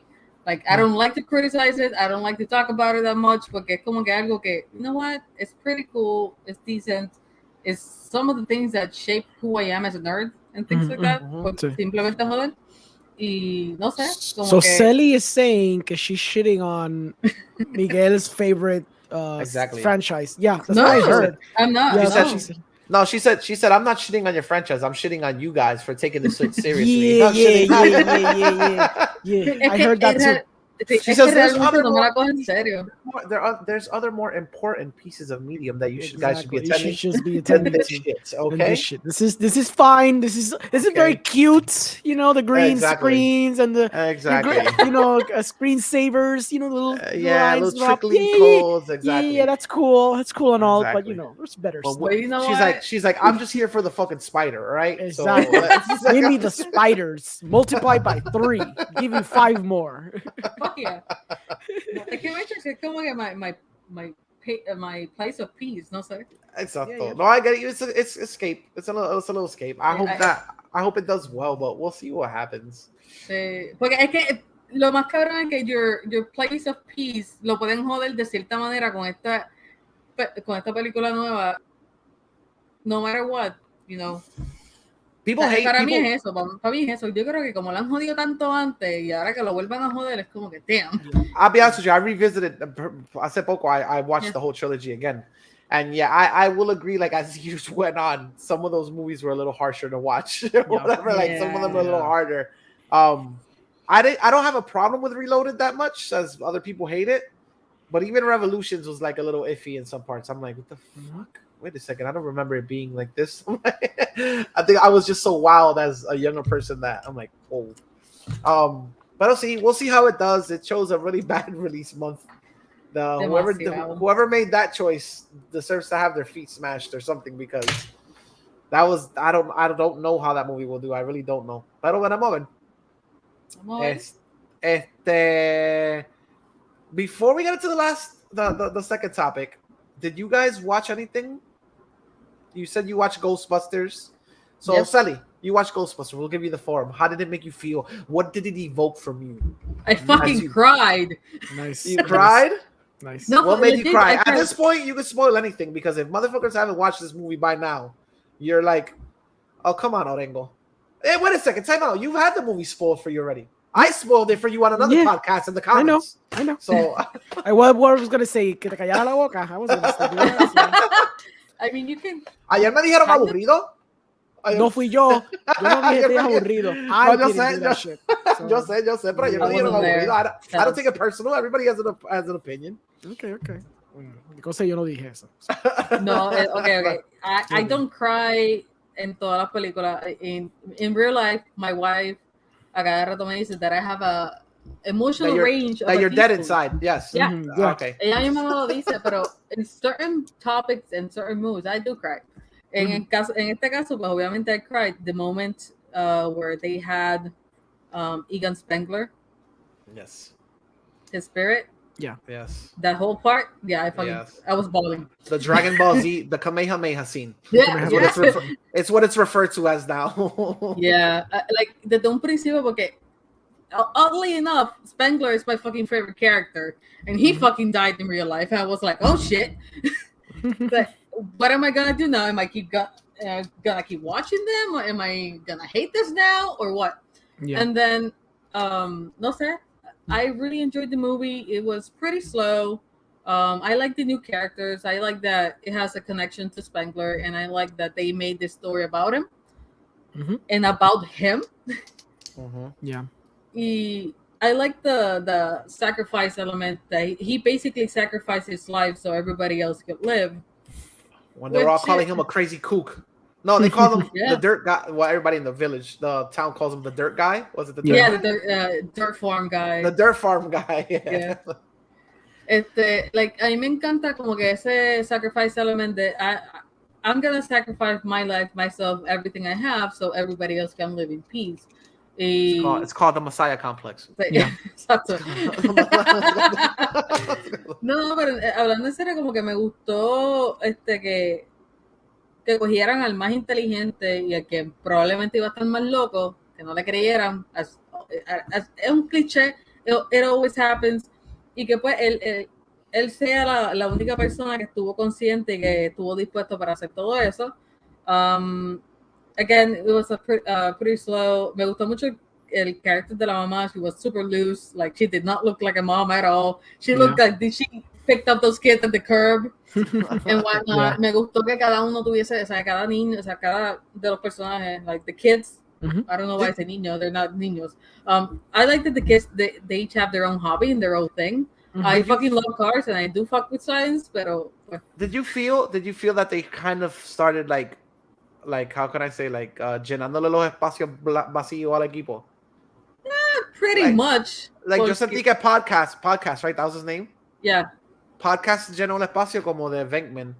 Yeah, exactly. Yeah. Or whatever. And then the mechanic, which is her brother, was like kind of like Dan Aykroyd's character because he literally is working on the car.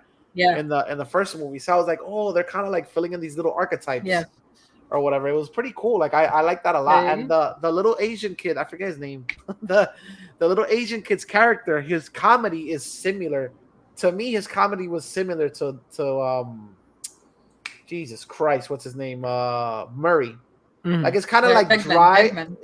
Yeah, Venkman. It's kind of like tongue-in-cheek humor or whatever. Yeah. When he told him, he was like, I think he's trying to bang your mom or something. I was cracking up in the movie there. Like, me encantó.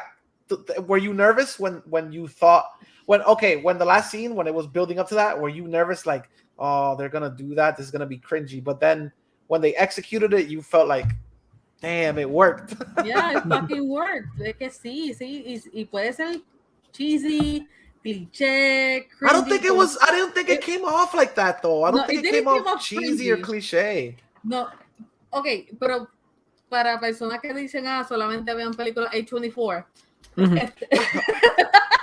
Yeah, I love how she said it. I know. Es que yo tengo un meme que le hizo Chizo, so tengo que enviárselo a ustedes. It was so funny porque te lo juro que vi Orengo. Yay. Pero anyway, ya ahorita te lo envío. Por favor, sigan a Chizo Comics. Yes. Okay. Anyways. I mean, a muchas personas van a decir, no, que esto fue, pues, it's too by the numbers, it's too nostalgic. Y van a decir, no, this came out cheesy, this came out cringy. Y sabes que no, it was very well executed. Ellos no tenían que ser los protagonistas en ese momento, simplemente es como que demostrarte that they were there, that it happened, like, we actually did it, guys. We got them, the last three, we got them and it happened in the movie. Como que algo que no todo el mundo piensa por el pasado, por todo lo que pasó entre Bill Murray, Harold, you know, and everything fell apart. Y uno diría, pero es capaz que Aykroyd tampoco la escribe. No, he fucking wrote the shit too. Like, he was there. Like, a mí me gustó que fue so hands-on, and they brought, you know, the... It felt like it came from a place of love, like, honestly. Exacto, like, yeah. Everything that they... O sea, y si tú buscas reportaje o entrevistas de la hija de Harold Ramis, dude, she was all on board. Yeah. Algo que tú como que no, a veces tú dices, coño, eso no va a pasar porque no, van a usar el likeness de mi papá, he's already dead, capaz que él no quería esto, you know, all those things, it actually worked out and everybody was like so fucking happy. Que de verdad que se siente el amor que le dieron a esta película, no solamente para seguir el legado de Ghostbusters, sino como para darle como un fin a esa generación. Yeah. Porque Ghostbusters 2, it was like, pero después de ahí no hicieron más nada, estaba la serie, obviamente hay cómics, graphic novels, I heard they butchered the shit out of the Ghostbusters 2. There's scenes that never made it into the movie that make more fucking sense. Yeah. Of the last battle. Yeah. They say that they like literally butchered that shit to hell. Yeah. Like you know the scene where I'm telling you guys to remember way back when. So in part 2, there's a scene where I think Dan Aykroyd's character, he's gazing at the painting, and he's like, oh, he's getting hypnotized, and what's his name? What's the name? I forget his name. Anyway, one of the other Ghostbusters tells him, hey, snap out of it. What the hell's the matter with you? Yeah. Okay, and then acuérdate, Winston de Overwatch. Winston del Overwatch. Hay un personaje que se llama Winston en Overwatch. Oh, really? Por eso, like, y lo digo porque hello, tienen el mismo nombre, no es por cómo se ven, por favor. Si ustedes buscan Winston, I know he's a giant gorilla. I don't mean it because of that. Exacto. Oh my God. Es que tienen el mismo nombre y es como que... Sound right. Es que I know how to. Es que lo digo You know how the interwebs work. You're making it worse for yourself. Just keep going. No, Just I'm keep not. going. I'm not. The only thing I'm saying is, I'm not saying it because of that, porque la gente dice, no, lo dijo por esto. No, cabrón. Qué sé yo, because it's something, Overwatch is something super recent and something super popular with the character. So yeah, it has the same name, Winston. It's Acro that I always forget his name in Ghostbusters and Batman, which is Bill Murray. So I don't know how you're gonna forget now. All right, so Winston woke up Dan Aykroyd's character while he was getting hypnotized from the painting. At the end of that movie, there's basically a scene where they think they vanquished the ghost, or they think they vanquished the villain, and then they pan to Dan Aykroyd's character, and he's possessed. Yeah, you remember that? See, so I'm definitely looking at it right now because of that. So apparently, the way that a scene was originally supposed to go was that he's been possessed ever since the painting. That first scene where he's drooling over the painting. Yeah. And supposedly he has like a rampage in the town as possessed Dan Aykroyd. Mm-hmm. And then at the end, that's the final battle they have with possessed Dan Aykroyd. Oh yes, okay. that is true. Yeah, I'm looking at it right now, and yeah. Yep. So yeah, they butchered the shit out of that movie. And in part 2, he's just possessed for the sake of being possessed. They never explain it. They happen so far apart that you never would think that while he was being all drooly-eyed over the painting, that's the reason. So they butchered the shit out of that movie, and that's why today, stuff. So why did Winston have water? I forgot. I'm not gonna even get into that. Like literally, they're firing the bad guy, right? Everybody has a fucking ray, and Winston got water. What do you mean got water? He's just spraying water. No, he's spraying the. They have to spray them with like this ectoplasmic like goo. It looks like water, dude. They fucked that up. It does not look like water. It looks like something totally different. But we're not gonna get into that right now. It looks like fucking water, dude. Well, see, I know, but it looks like fucking water. I'm not gonna get into that too. Yeah. Dude, that's fucking water. Come on. Te tengo una pregunta, Orengo. Rapidito, antes que vayamos para. ¿Te acuerdas cuando hablamos de was it Malignant? Yeah, Malignant. No, it wasn't Malignant. It wasn't Malignant. I saw you in another podcast talking about what's that ghost movie that there's been 3 Conjuring. Yeah. And you had a conversation about what's an homage and what's you stealing something from another movie and putting it in your own. I saw somebody make the argument that Ghostbusters, obviously I'm going to tell you why they're a complete idiot in a couple of minutes. Okay. That Ghostbusters is a horrible movie, the most recent one, because basically it steals not one, but a shitload of scenes from the very first movie. Okay. I don't agree with that. Why? Okay. Because you bumbling idiots, the writer from the original movie is his dad. Yeah. So I wouldn't say they stole anything from that movie. I'd say it was passed down, and you kind of did the whole movie is literally an homage to the first one. Es de esta manera. Creo que la comparación más apta es como Force Awakens versus the original one, and then comparing this, where would you say the fine line is divided between homage and? Tendré que ver la película para decirte. It's just one of those. Es que no captar. Es que come on, I can't judge si no lo he visto. I have to see and be like, okay. There are scenes that look extremely similar. They're not one to one. There is maybe 1 or 2 scenes that are 1-to-1. Or whatever, like the scene with Gozer, CELY, the temple. Yeah. But it makes me laugh because the building in the first one is un o sea, no es una simulación, sino están tratando de literalmente hacer lo que hace la pirámide. Exacto. En esta película. They built the building specifically to emulate what this pyramid does in this movie. Okay. Exacto. Pero cuando vienes a ver, ellos mismos te dicen que todo está pasado en distintos años. Exacto. Y va a pasar a tantos años. So, de cualquier manera que lo vayas, de cualquier manera que tú lo quieras poner, it is supposed to happen. It is supposed to happen the way it happens. Yeah. No importa si estén en en una ciudad, no importa si estén en una puta pirámide, no importa dónde sea que estén, it's supposed to happen the way it happens. Porque no sé de dónde más se van a sacar a Gozer que no sea de la tierra, de verdad. Like, it's not like it's gonna come up like Chitauri, raining Chitauri kind of shit, you know? No.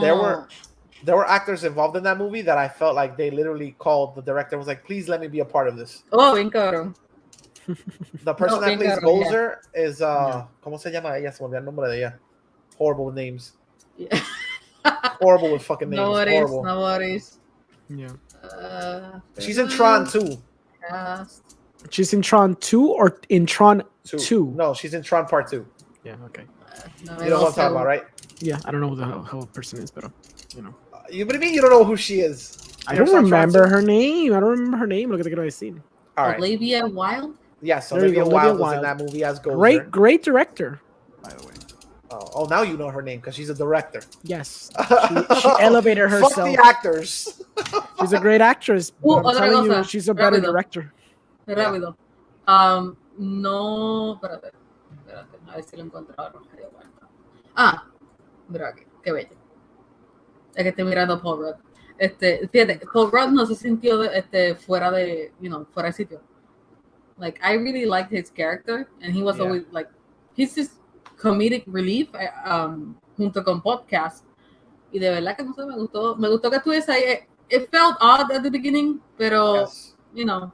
I thought he was gonna be like, when I first saw the trailers, I was like, oh, this is gonna be the guy that, like, he's smart. So he's like, I thought he was gonna be like their Alfred of the group. Oh yeah. He was gonna help them with the the proton packs and blah blah.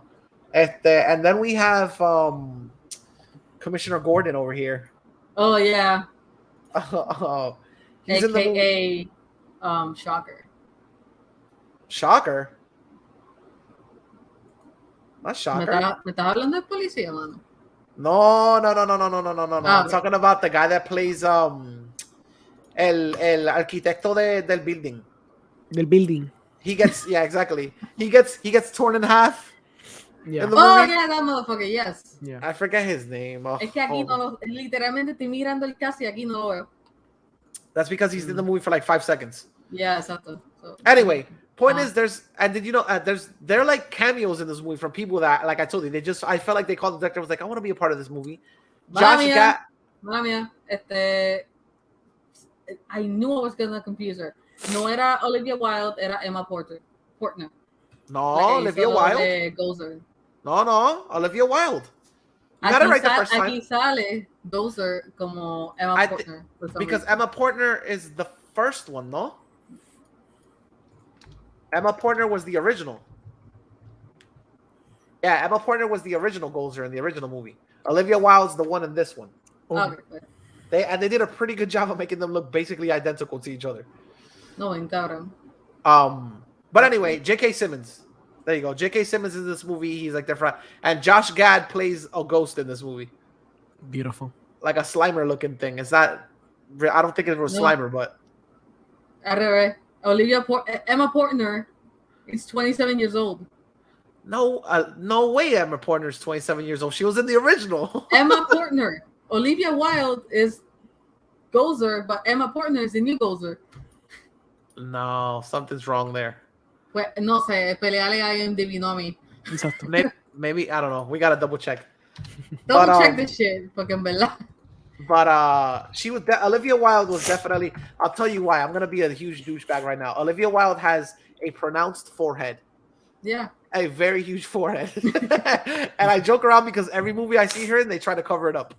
And this movie, like the way this person's haircut is in the Ghostbusters, there's no way to cover that dome up because it's a flat top. So I was like, I know that forehead. That's Olivia Wilde. Yeah. Anyway, the movie was really good. I'm glad you liked it. Orengo. I fucking loved it. I cried. I guess when you see it, it won't work because we spoiled everything for you. So, did you stay to the end credits? Oh, fuck yeah. So, you do know they're probably going to set up another one. Ah, sí, esa es la intención, porque si Winston se llevó el Actor 1, encima de eso, has the place. Después estaba hablando with the secretary, y era como que, damn, Yeah. They're hitting hard. Después tiraron la escena, el deleted scene de la primera película como un flashback. Y es como que, what the fuck? No, Yeah. I don't mind because I fucking love Ghostbusters. It's one of my favorite movies and franchises. Pero I don't know how they're gonna do it. Y no sé cuánta imaginación tenga Aykroyd. No sé cuán involved he's gonna be. If he ever is going to be.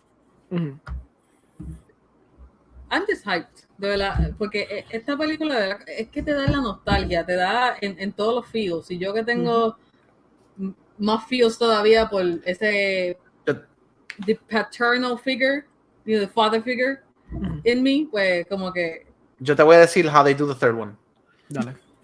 Give us the story of Oscar. Where's Oscar? The baby from the second one or whatever. The baby that everybody was after. Yeah. I'm pretty sure he's traumatized from all the ghost shit that happened. Yeah. So all fucking traumatized. So, the moment that we've all been waiting for. Yeah. Hawkman. Woo! Who saw the shit show? I'm kidding. No, like Hawkman. Hawkeye. Hockey Man. Who would like to go first? I want to go first. Go. It's a phenomenal show. It's very character driven. It's Kate Bishop is. We're talking about Hawkeye, or we're talking about Zach and the No. We're talking about Kate Bishop is the great character. She has a lot of arrows. She borrows arrows sometimes too, and she's a great arrow person. She's very, very good at the arrowing. Yes. And she's very versed in shooting the arrows. and I always thought it was the daughter, but apparently that's not how the comics go. So thank you. Thank you very much. You're taking a page out of my book. Thank you. So there you go. It's a show. You should watch the show. So how much are they paying you? Yeah. The check is arriving to. I'm sorry. What check? These are my opinions. Thank you, Disney Plus, for giving me the money. For our viewers out there, if you haven't noticed yet, Orengo hasn't watched a goddamn episode of this thing. And I believe he hasn't even watched yesterday. I believe he doesn't. When I spoke to him today, his words to me were, "Oh, that's great. Then I have time to catch up on the Arrow." That was like maybe at 11 a.m. in the morning. That was right. And Orengo found 1,001 more important things to do than to watch this show. I did 2 reviews that I'm gonna start posting tomorrow and on Friday, and then this little guy was like, "You're done for today," and I'm like, "No, I'm not. No, I'm not." Excuses. Yeah, excuses. The rule on this show is if you're not bleeding out your eyes, then you're okay. I could have sworn I was starting to see red for a while. So I can talk about the first 2 episodes I saw, which were the episodes that premiered the day. Was it Thanksgiving? No, it was before Black Friday. Before Thanksgiving? No, the day before Thanksgiving. Yeah. The day before Thanksgiving. It was Wednesday. That's how memorable they were. Wednesdays. That's how memorable they were. Okay. I'm going to talk about the first 2 episodes because the third one I don't think it's fair for me to talk about because I've only seen half of it. Half of it. Okay. The first 2 episodes fucking sucked. Okay. And when I tell you that they fucking sucked for me, I was packing my suit. I have a ritual before I go on a flight. I was leaving that Wednesday to go visit Puerto Rico. I never sleep before my flight. Never sleep before my flight. It's not even a fear of flying. It's just a ritual. I can't sleep. I always leave packing for last. I'm running around So I said, I can't fall asleep. I still have a couple of hours before my flight leaves. Let's watch the first 2 episodes. Fuck yeah, this is perfect. Normally, I fight my sleep to try to stay up to watch something like WandaVision or to try to watch something like Loki. Super amped up. I'm like, holy shit, this is perfect. I sit down and I watch the first episode. As I'm watching the episode, I'm slowly dying inside because I'm realizing I can't relate to this spoiled ass little girl. Yeah. And as it's going on, I'm like, this shit is bad. Because not only am I not relating to this character, not only am I not like moved by what you're portraying about her, I am now starting to get bored out of my mind and I'm fighting against my sleep. Okay. I'm like, this shit is a bad sign. Okay. The way the first episode, I'm like, you're kind of playing with the idea of introducing. I don't even know at this point if you're really subtle with it, but you're giving me the vibe that there's more than meets the eye to her mother, even from the first episode, because you're planting seeds of like she's kind of dealing with these, maleficent characters, the seedy underground characters that she shouldn't be, because she's the owner of a fucking security company. Pero, está bien. I'm like, well, it seems a little bit too blunt, but whatever. Let's see the second one. I was really looking forward to the second episode. I'm like, this is going to be the one that saves it, baby. This is going to be the one that hooks you. Something's going to happen. They're going to reveal something about this character. And you're going to be like, oh, yes. There you go. You got me hooked. Can't wait till the next episode. No, ladies and gentlemen. Sadly, it was a fucking slog, the second episode as well. And sadly enough, the hook on that episode is not even Kate Bishop. It's Echo. Okay. Sorry, Orengo. The villain. It's a villain. There's a villain. It's a villain character. Wow, there's a villain? It's a villain character. Okay. It's a villain character. Yeah. So I'm like, okay. I'm like, that's kind of a hook. But then I start analyzing, I'm like, I don't give a fuck about this character. The show is called Hawkeye, and it's not, well, okay, I'm going to take that back. I was going to say it's not the Hawkeye show because Hawkeye's in it, and this person could be the person that takes over the Hawkeye role in the future. Kate Bishop will basically take over the Hawkeye role. That's what I'm getting at. But, no sé, mano, las escenas con Jeremy Renner are more interesting than the main characters. So I find that as like una falta. Because I want the show to be about Kate Bishop. Yeah. You know what I'm saying? I want Jeremy Renner to be peppered in there and for me to feel like sympathy towards Jeremy Renner, but I don't want it to be completely about Jeremy Renner. I want the main character of the show to be compelling. Okay. I found them to be extremely fucking boring, man. I really WandaVision and Loki both had me at that. Every time those credits rolled, yo estaba encabronado, harto de odio, because I was like, damn it! I was so involved in this scene right now, and you fucking ripped out the carpet from under me, even though I've been checking the goddamn bar every 5 minutes to see how much of this episode is left. That's another thing I didn't do. I knew I was bored because I was not checking that bar for anything. Okay. I was like, whatever, we're just trudging through this, forcing myself to watch this shit. Okay. Now, with that said, the beginning of the third episode. Do they do the one take? Do they do the one take? Eventualmente. Okay, thank you. The one take in the car? The one take in the car. Es un Yes, poquito más, yes. That's in the third episode. adelante. Yeah. Yeah. Okay. Yeah. And I there's asked a that dynamic, yesterday. and there's a dynamic within that episode which was not shown in the trailer, which adds more to that scene. Okay, cool. Bien cabrón. Between the two characters, and I like the way that worked. Yeah. But they gave me a backstory to a villain they introduced in the second episode. Motherfucker, the villain right now is 100 times more interesting than Kate Bishop. Okay. Yep. I have not finished the episode. I'm hoping that maybe by the end of the episode, I'm like, oh shit. You're not a misogynist anymore. Hooray! Kate Bishop has been blind this whole time. Yes. That's the hook. Haha. Deaf guy, blind chick, blind deaf girl with a handicap. Like, that's the theme of the show. Yeah. That would be the one thing that I'd be like, maybe if they save that for the end. Oh yeah, this whole time, guess what? Kate Bishop is blind. You know what I'm saying? Like, because there's nothing. Everybody else is so much more compelling than her in this series, dude. Even the supporting characters, the fucking swordsman, seems to have a whole lot more. He has this whole Antonio Banderas Puss in Boots shit going on. Yeah. Like, I'm sorry. She comes off as a, I want to say, I don't want to call her stupid, but like a little bit of an airheadish character. She's always lost. She never knows what the fuck is going on. Oh, I thought that if I crashed in through the roof with 50 people in the room, I'd be able to save your ass. I mean, the trope has been done before. Like, we get it. Like, yeah, it's been done with the movie Kick-Ass. Not only that, I was telling Orengo, I said, el trope o la historia de que ella es una super fangirl de los superhéroes y she gets to live out her dream and then find out that with this dream, the people you love can be endangered severely.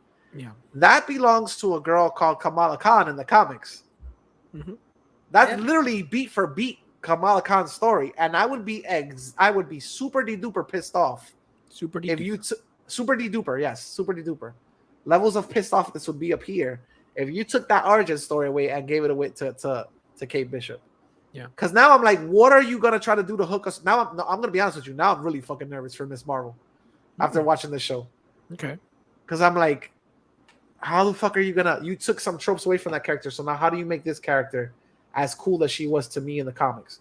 Because she's basically us. She's basically us. She's a fucking like uber nerd podcaster, super fan of the heroes. That now, like I told you, she's one of the boys. You know what I mean? So se la van a tirar con la cultura, vélate. They're gonna try to replace everything with her culture. Pero don't even say that because there's like I've said it again. There's a lot of rumors about genie powers. Te estoy diciendo. Oh my god! I'm telling you, man. I don't know. Okay, on esos genie powers, they're cemented that shit. I'm shocked though. I'll tell you one thing. I'll tell you one thing right now. You know what I'm shocked about? And I saw you on yesterday's podcast, Orengo. Yeah. I'm shocked that the people that found shows like Falcon and Winter Soldier boring and cliche, and they fucking love this one. Okay. The buddy cop shit, I thought you guys got your taste of that in Falcon and Winter Soldier, and you didn't like that shit. How much more buddy cop do you have to be in this fucking movie? I know. Series. That was not my concern with the show, but I don't like. I don't know how people. Maybe it's one of those things. Like I came in with a lot of expectations of the show. Once I saw the trailers, and I'm like, "Fuck this show." I'm not really enjoying it. And people that didn't come in with expectations, like, now they're like amazed by the show. Yeah. I don't know, man. I really don't know.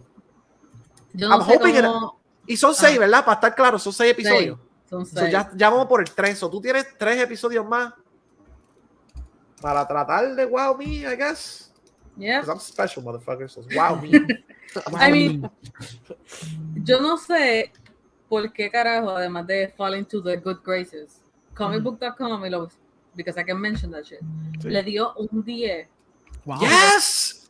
Y those después, first 2 episodes, what the y después, maybe era 5. Maybe era 5 y 5. Exacto. And together they make a 10. Exacto. Literalmente, uno de los primeros 2 párrafos dice, oh, it's super slow. Like, this show is slow. Okay. Y si ya tú le estás dando un negativo, ya eso es un medio punto. Ya eso es medio punto. How are you gonna give it 10? Like, I don't get it. Not even, qué sé yo, el mejor episodio de Game of Thrones gets a 10. Bueno, es the Battle of the Bastards or shit like that. Pero tiene que ser una cosa que... Por eso digo que... Exacto. Yeah. Like Arcane got a 10. A well-deserved 10. Eso sí. So Arcane es... Pero, mano, it was slow. It felt like Falcon the Winter Soldier. It felt the same. En cuestión de que era súper lento. Lo mismo de body cop kind of thing. Y en el tercero, it actually picked up.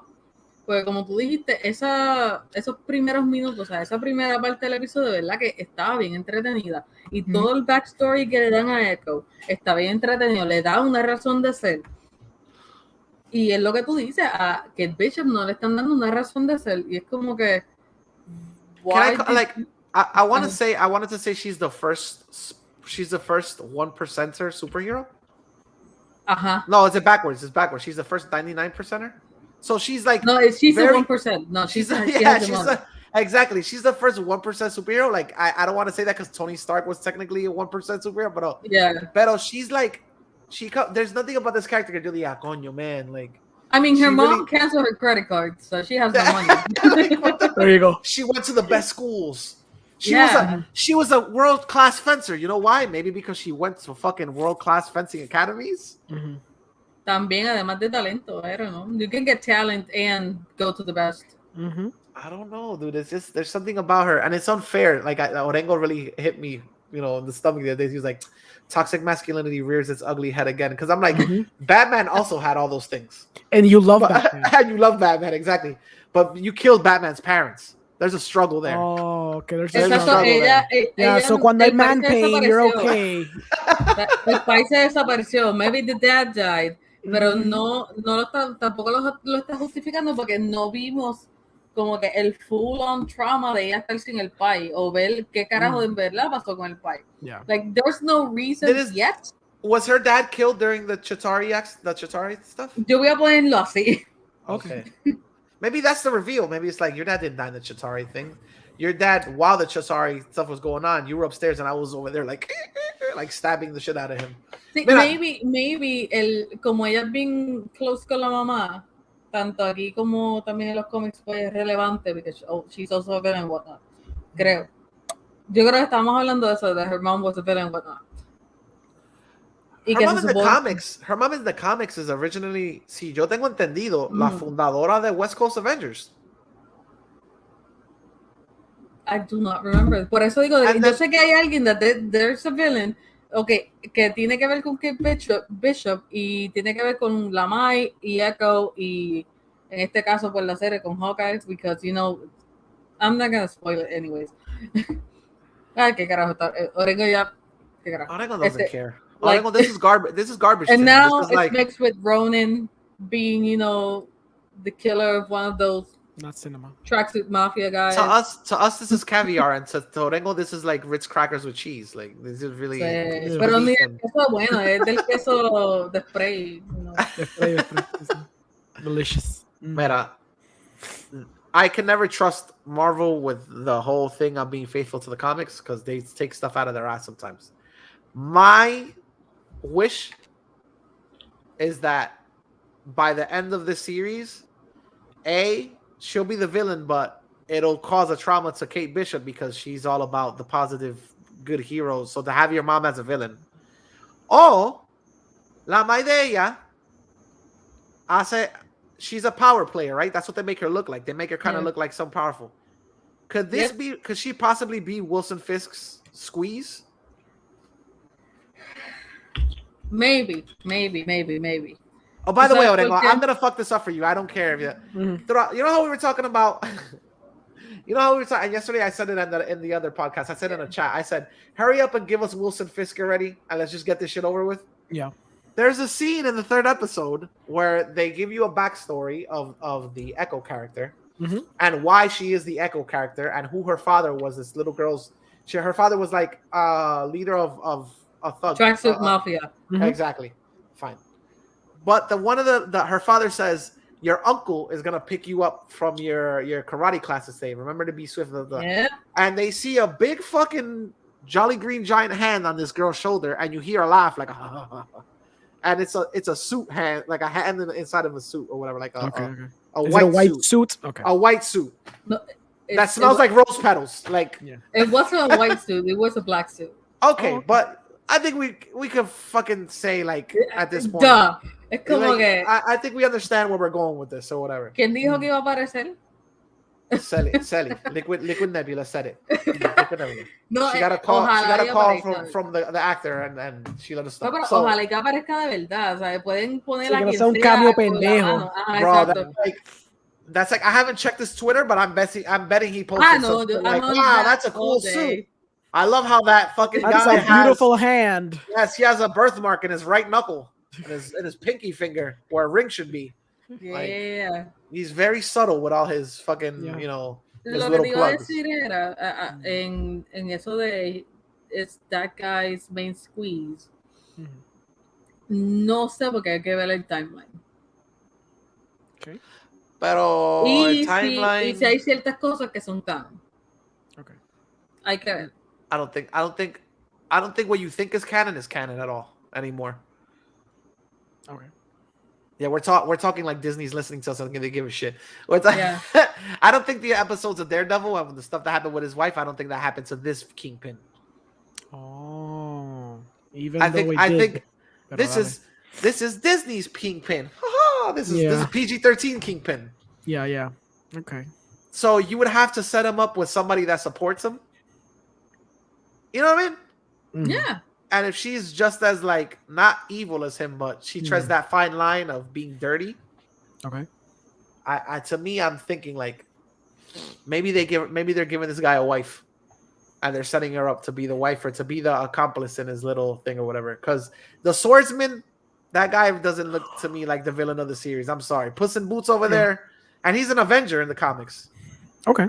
Which he it's funny because maybe they won't make him a hero because in the comics he beats the ever loving shit out of Mantis. They get married and then I think he physically abuses her. So Disney's probably not gonna touch that with a 10-foot pole and make him into a hero. Yeah. Because Disney's not into fucking glorifying wife beaters. At least not publicly. And then like there's no other villain in the series besides Echo. But you've already established Echo as a you've already established sympathy towards that character. Yeah. So I don't think she's the main villain either. Okay. You know what I mean? I think they're all little pawns in the kingpin of the whole group. But don't you think they're taking too long to just reveal that at this It's point? a third episode. Por eso. You're already halfway there. I mean, you had in, por ejemplo, Falcon and the Winter Soldier, you already knew the antagonist, que era el otro Captain America by the first episode, yeah. Por eso te estoy diciendo. Entonces, la villana se había establecido ya desde el segundo episodio, creo. So, they're taking too long para revelar esto como like a big twist. I think Echo is gonna be the sympathetic villain, the girl that like she's the antagonist, but by the end of the series, she's like, oh, I'm a tool for this person, so I'm gonna do my own todo thing. esto se supone que Yelena salga. A todo esto. También acabar de joder. Entonces, y si esa, como que si esa sympathy, como tú dices, que sea como que the sympathy to this villain, sea lo que it shapes Kate Bishop eventually, like for future releases and not this one. Orengo va a decir, that sucks, porque sí. So, eso es una mierda, porque sí, pero yo veo eso más posible que cualquier otra cosa ahora mismo. Porque simplemente ya son 3 episodios. We're halfway there y en el tercero se puso fun. Como que esto no es WandaVision. WandaVision tenía más fucking episodios para keep going with the fun. This doesn't. Y si tú me dices a mí que el tercer episodio is when it gets fun y se acaba en el 6 y no me... Y like, you're taking so fucking long with these characters. No veo que tampoco veo que la vayan a extender a un season 2. No veo que nos vaya a gustar a menos que le ponga algún sentimental value a Kate Bishop or something that actually according to our Disney insider, Echo is getting a spin-off. Yeah, she's getting a spin-off, pero entonces ¿dónde queda Kate Bishop para eso la serie con Echo? en el mismo lugar donde está ahora, in a place where nobody gives a shit about right now. Exacto. Van a tirar alguna película, eso es lo que probablemente va a pasar. Sí, obviamente, because everybody needs their friendly ranger. Exacto. Their friendly ranger, pero I don't know, man. I just laugh because out of watching these 3 episodes, the one thing I want to watch is the fucking Echo show. Yeah. Okay, interesting. I want to watch the Echo show. Mira, aquí yo en Twitter encontré la gente debería dejar, o sea, a los actores que han aparecido en cosas de Marvel quietos. El pobre Vincent D'Onofrio, lo haya filmado o no lo haya filmado, o sea, él se pasa poniendo poemas en Twitter. That's his thing. Qué sé yo. Entonces alguien viene y le dice, and he actually answered to this poem is about Marvel's NDA for Hawkeye.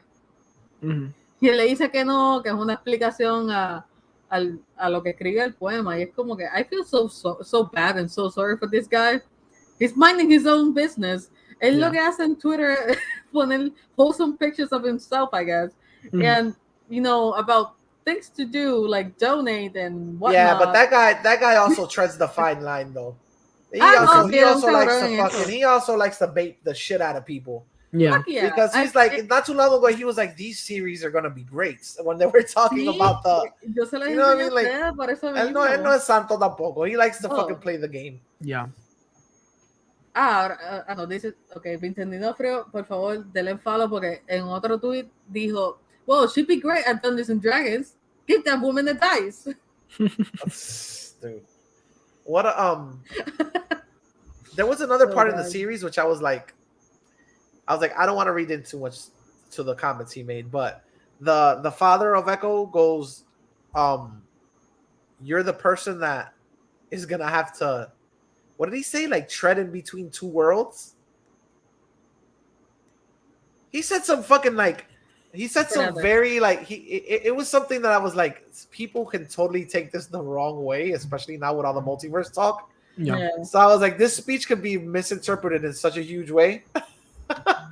But I don't know Echo's power set per se, besides her being in the series. I guess she's deaf. Okay. And Give me mute, right? 2 seconds. So she's introduced. I know she's introduced in the comics.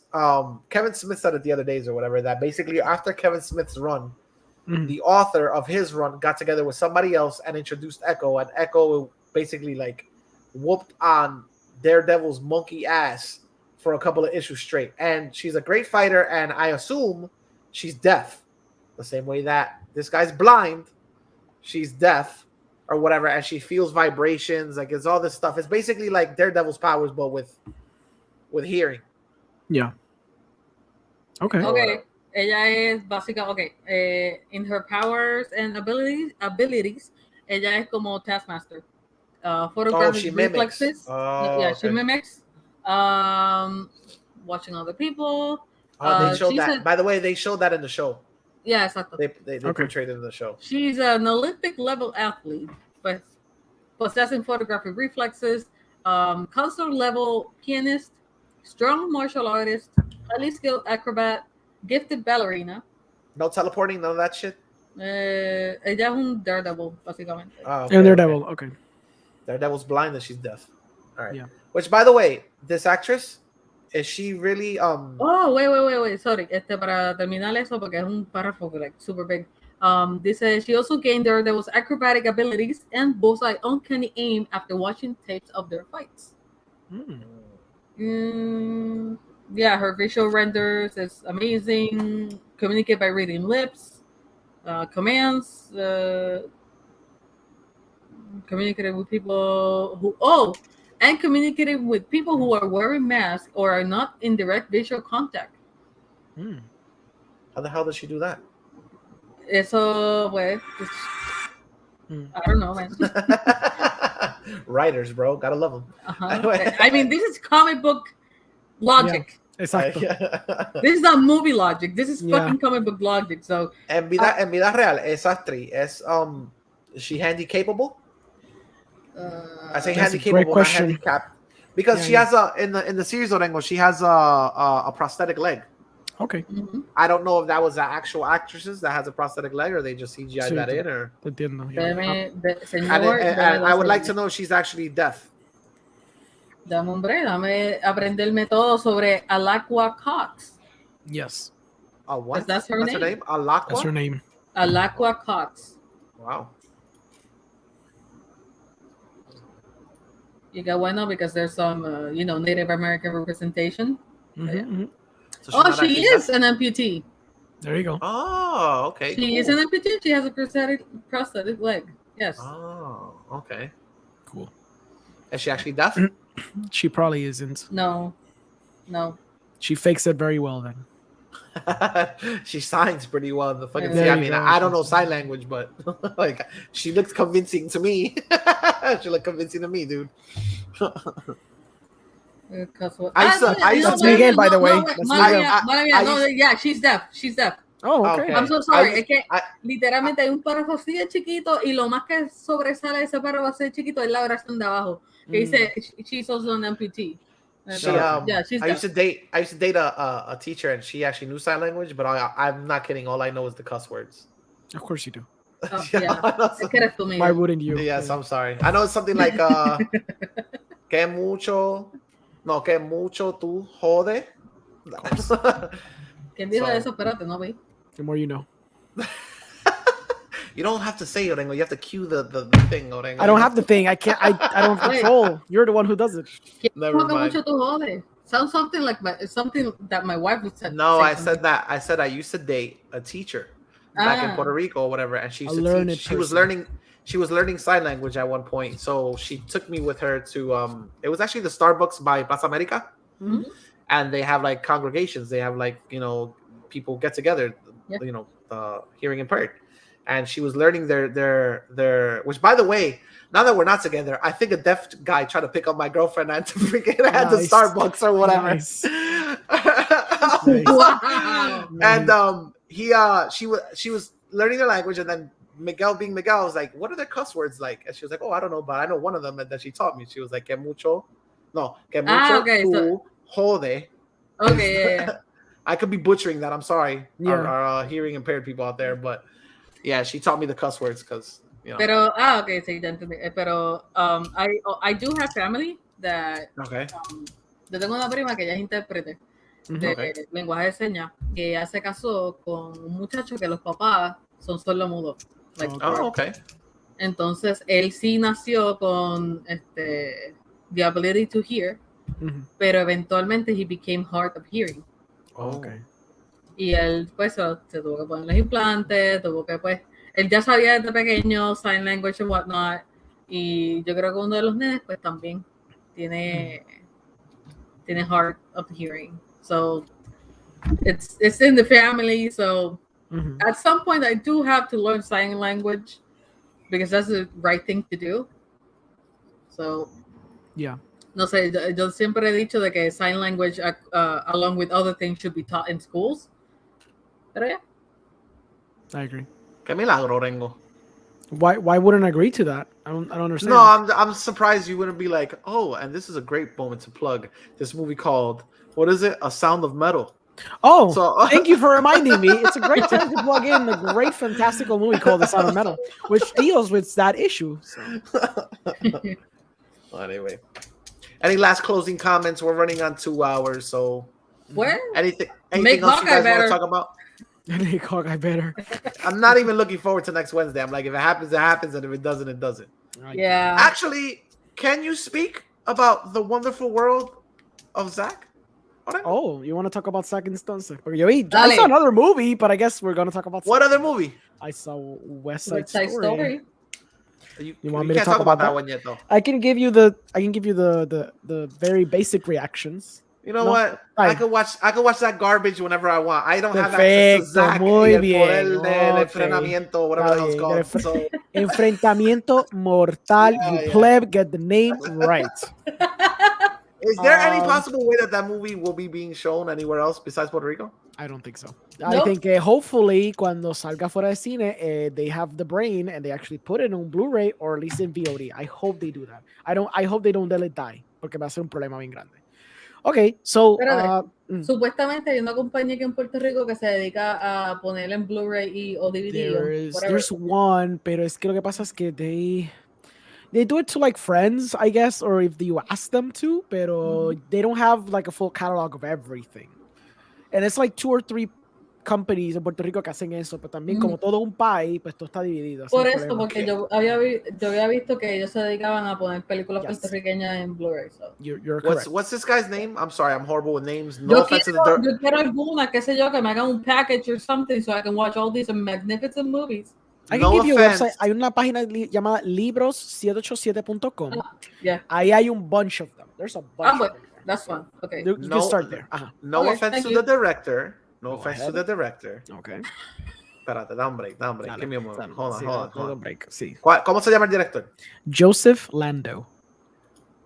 Espérate. Oh my God. Quita Ah, el Richard. over line. What is Espérate, give me a this? Is second. beautiful. I love it. What are you doing? Yes, I It's feel amazing. divided. Okay. Okay. Señor Lando, Yes. yo personalmente quisiera ver su película. Ya que no puedo estar en la isla, why don't you market it to places like Kissimmee, like Orlando, where there is a huge Puerto Rican demographic, and West Palm Beach has a nice Puerto Rican demographic. I live in West Palm Beach.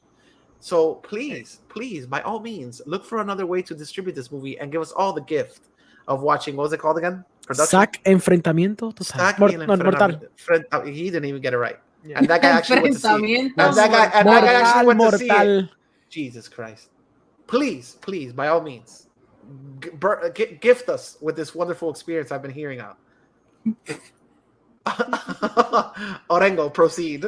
Okay. I'll keep it vague porque obviamente la película no ha salido oficialmente, and I want to put my review tomorrow. Ya salieron los reviews, pero I just want to keep it vague porque pues might be people who want to see it. It has the makings of being a cult movie, a B movie, And I am the first one que no me gusta decir que una película automáticamente es una película de culto. So me estoy actually contradiciendo porque yo tenía panas que me decían no, porque like for example Maleficent is destined to be a cult movie, que sí o qué. And I really fought against that because the whole reason a cult movie becomes a cult movie is because it earnestly gains a following. Pero los tropes of what a cult movie is, something akin to Birdemic, something akin to The Room, se siente mucho más en Zack que lo que yo lo sentía en Maleficent, cuando yo sentía que it was a director who was aimlessly doing a movie. Maleficent. Malignant, perdóname. Oh, okay. I was like, Maleficent's a cult movie? Perdóname. It's a Disney production. Malignant, perdóname. Well, but you can argue The Rocketeer is a cult movie, for example, and that's a Disney movie. How you think Rocketeer's bad?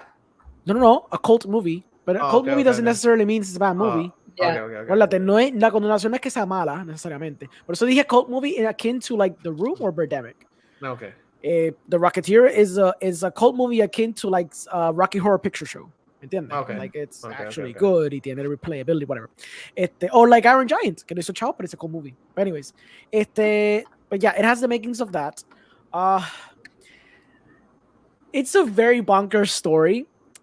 The way it's told is tan out there and it's very confusing, pero within context of the movie, el trailer como que no le hace justicia porque tú estás viendo un chorro de scattered images that doesn't make any sense, pero con el contexto extraño en que te la probé la película, you're like, okay, I see where it is.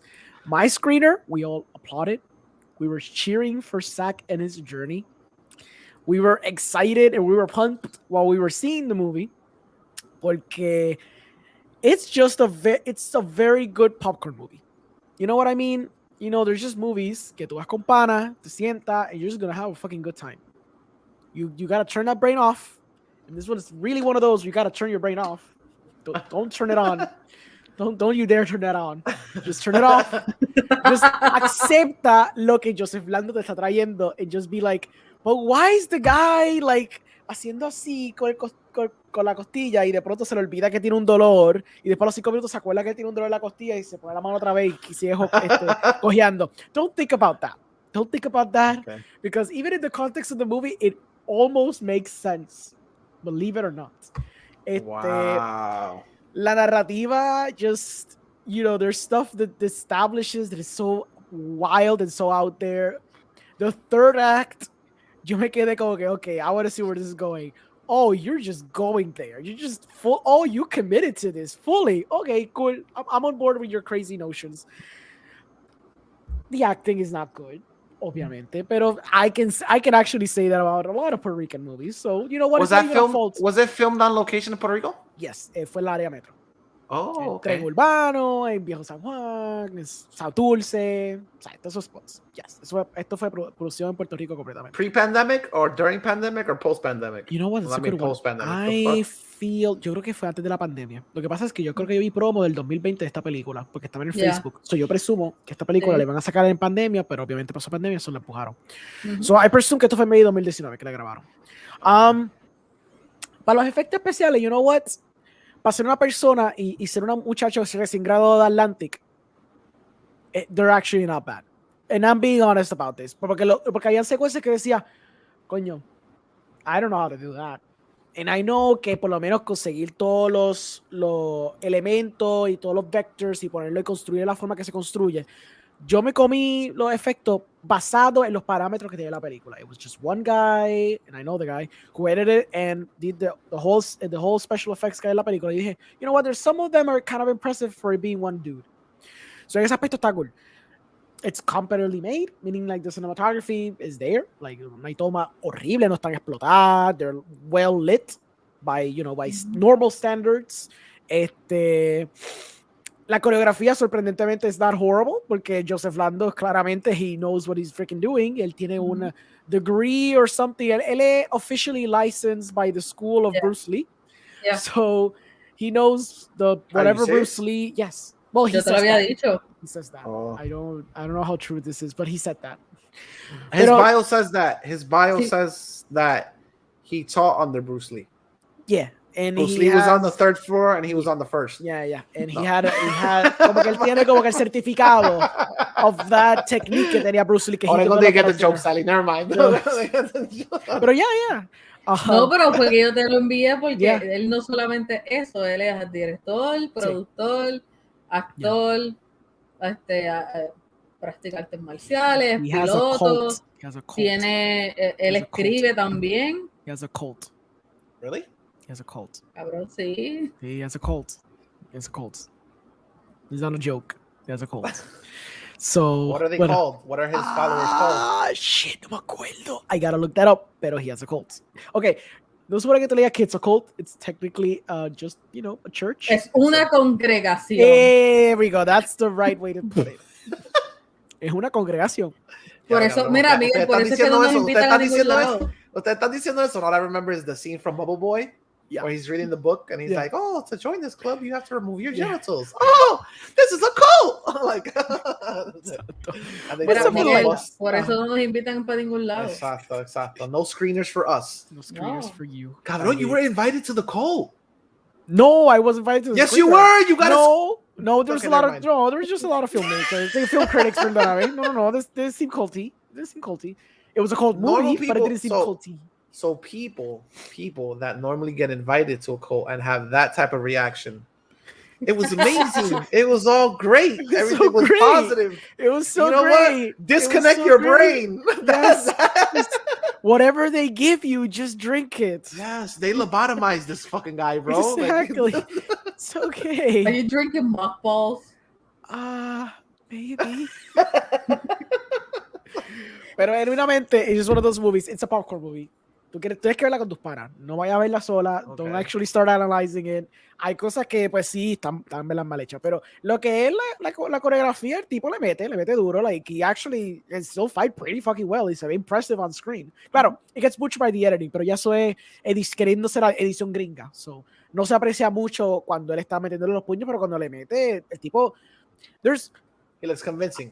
Sí, it looks convincing. Yo vi... exacto, Cowboy Bebop, que eso es lo que estaba criticando, ¿te acuerdas? Que yo decía que the movement seemed wonky and slow. Este tipo a sus 60 años, the guy just freaking, he moves fast. This guy moves really fast. It's pretty impressive. Yeah, just enjoy it. I don't want to spoil the story, porque honestamente la story is the reason why you want to see it. Porque yo no voy a hacer justicia a la historia. Vamos a hacer un fundraiser. Yeah. Para que paguen la taquilla. Pero vamos a hacer un fundraiser para poder llevarse a la Miguel. Esa es buena. Oh my God. Será lindo eso. Yo espero que Theater Excelsior te ponga Saque Enfrentamiento Mortal 2 semanas en la sala. Para que no puedas ver más nada. Can you come to an agreement? Usualmente son más que los domingos. Can you come to an agreement with the theater and send an email to the director and be like, Miguel will pay the ticket. All he wants to do is set up somebody's iPhone in the theater and be able to watch it from where he's at or whatever. He wants to take part in the experience. Oh, fuck yeah. Mira, I have the producer's contact. He seemed like a nice guy. He's a very nice gentleman.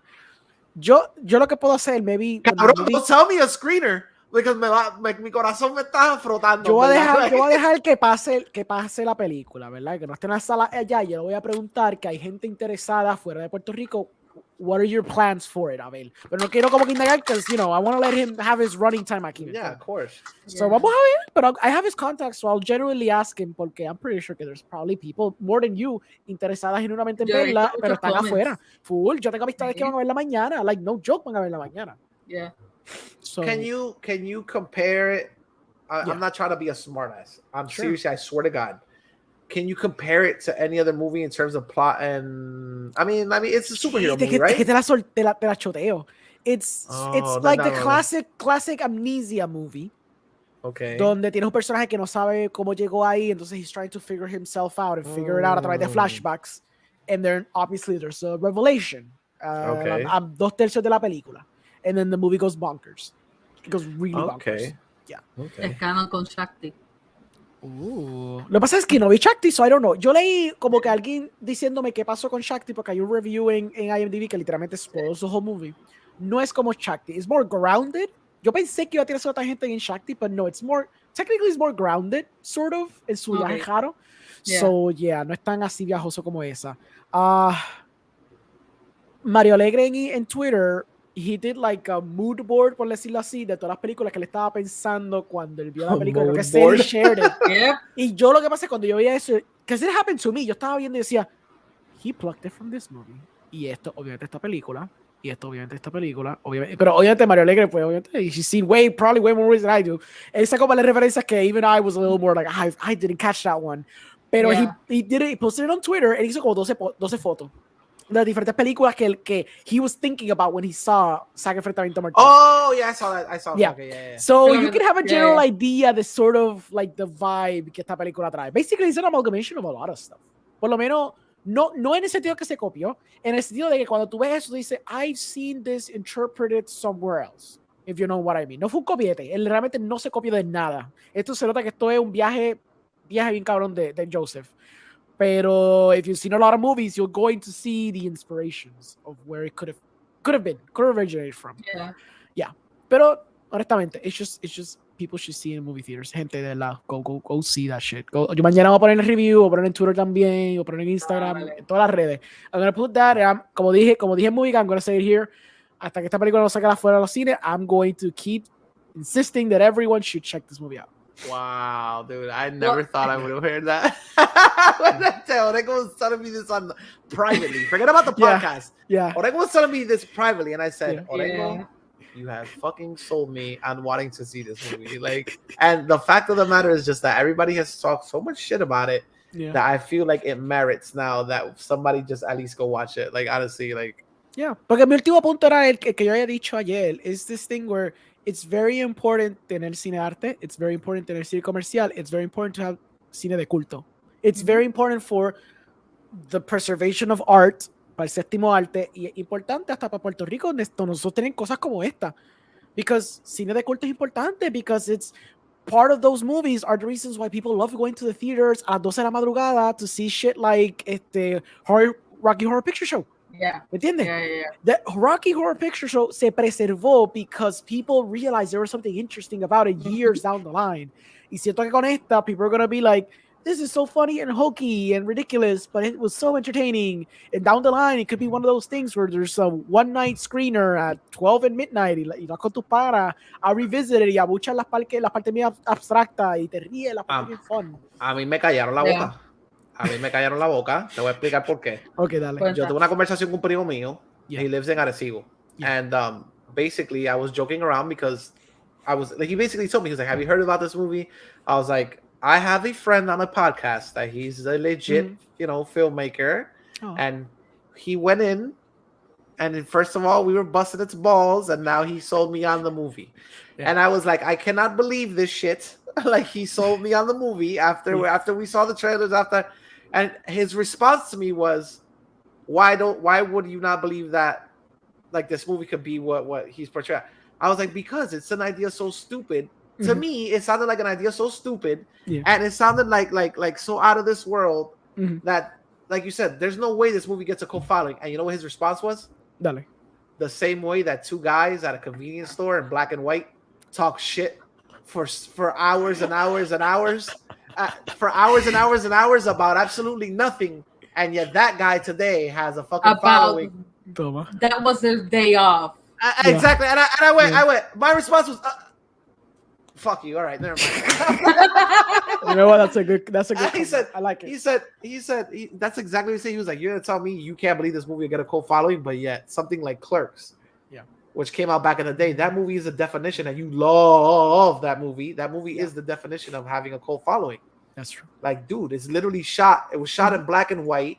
It's in the side of a fucking convenience store. What other locales do you have besides the convenience store? And I was like, it's not the same, bro. It's not the same. He was like, it's all about the people it garners. Like, gracias. And then he said, and I'm gonna go watch it. And I was like, fuck you. That's very eloquently put. It's about the people that are garner. You know what? Yeah, I like exactly. that. Very apt. Fíjate, me jode porque no puedo refutar ese argumento because I fucking love Clerks. I know. That's why I was like, dude. Para decirte, yo no compré, o sea, yo no he visto todavía por ciertas razones y porque pues a veces I am like this. I am this type of person sometimes. Yo no he visto la tercera película de Jay and Silent Bob, but I did buy it. I have it over there. Talk about reboot? Reboot. Yeah, reboot. Yeah, man. Like, yo la tengo. Yo no la he visto todavía. No me he podido sentar a verla. Igual que... Maybe you might Solo want to leave that Outer one Space. sealed. Maybe. It's a love letter to his universe. Maybe It's you might not just a wanna good keep that movie, one. but it's a great movie for fans. Maybe, That's as best I can maybe put it. ábrela cuando tú tengas, yo no sé, cuando él fallezca.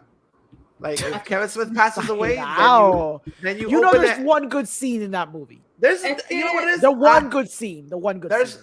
you know what it is? It's not that I love that movie. It's just I love Kevin Smith, but Yeah. I'm biased as fuck. So it's like Sure. that movie is Por eso probably digo. dog. That movie's probably dog shit to somebody. Like, Wait, it is. Pero es lo dog mismo. shit. Yo quisiera hacer una colección de la...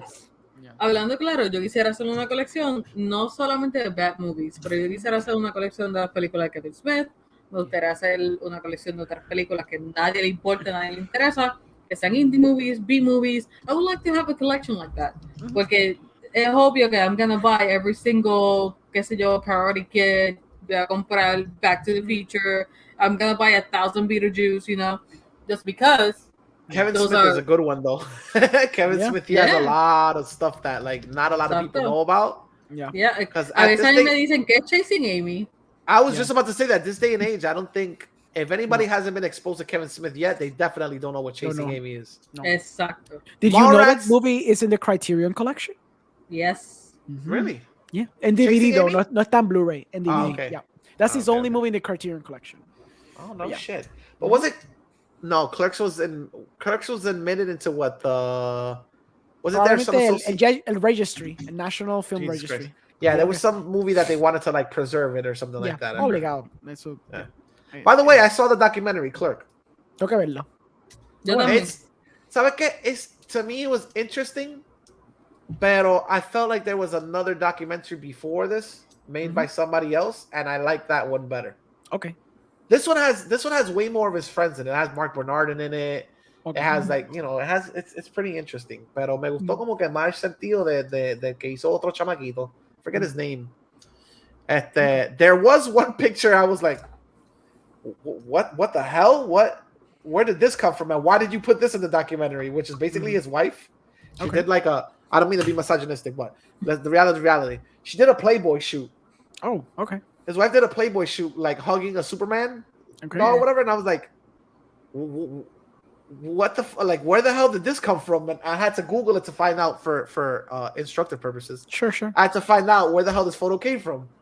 And apparently there was a Playboy edition where all their directors did a photo shoot and she was involved. And I was like, what the fuck, Kevin Smith? Why would you put that in like dead center Documentary, in yeah. your bio? Like, what the fuck is wrong with you? And then I It's was like, of money. course. It's money. No, And it's people are Kevin gonna be Smith. shocked. It's Yeah. fucking people- Kevin Smith because at this point he really No, doesn't pero- give a shit. He No, almost obviamente, died. pero Like, yo digo que, exacto, he almost fucking died. Yeah. Pero yo lo digo porque, it's money to be, to pose for Playboy. no, Yeah, but pues my como whole que, thing was like, I am proud because I am No, Kevin Smith. It was funny. To me, it was just like it was just a random thing of like he No, showed all yeah. his friends, right? Like, oh, this is this was Moser and this was this bird, and my wife, poof. I was like, what the Yeah. bro? No Yeah. shit's given about how graphic that photo is. Yeah. Like it was just bam. So I was like, whoa, what the hell is wrong? All right, never mind, moving on. Es como que tú la vas a mirar, pero I touch her. So. Yeah, exactly. But it was pretty cool. It was interesting, but it didn't show me anything I didn't learn from the last one about his friends and about everybody who's in his movies, how he started, stuff like that.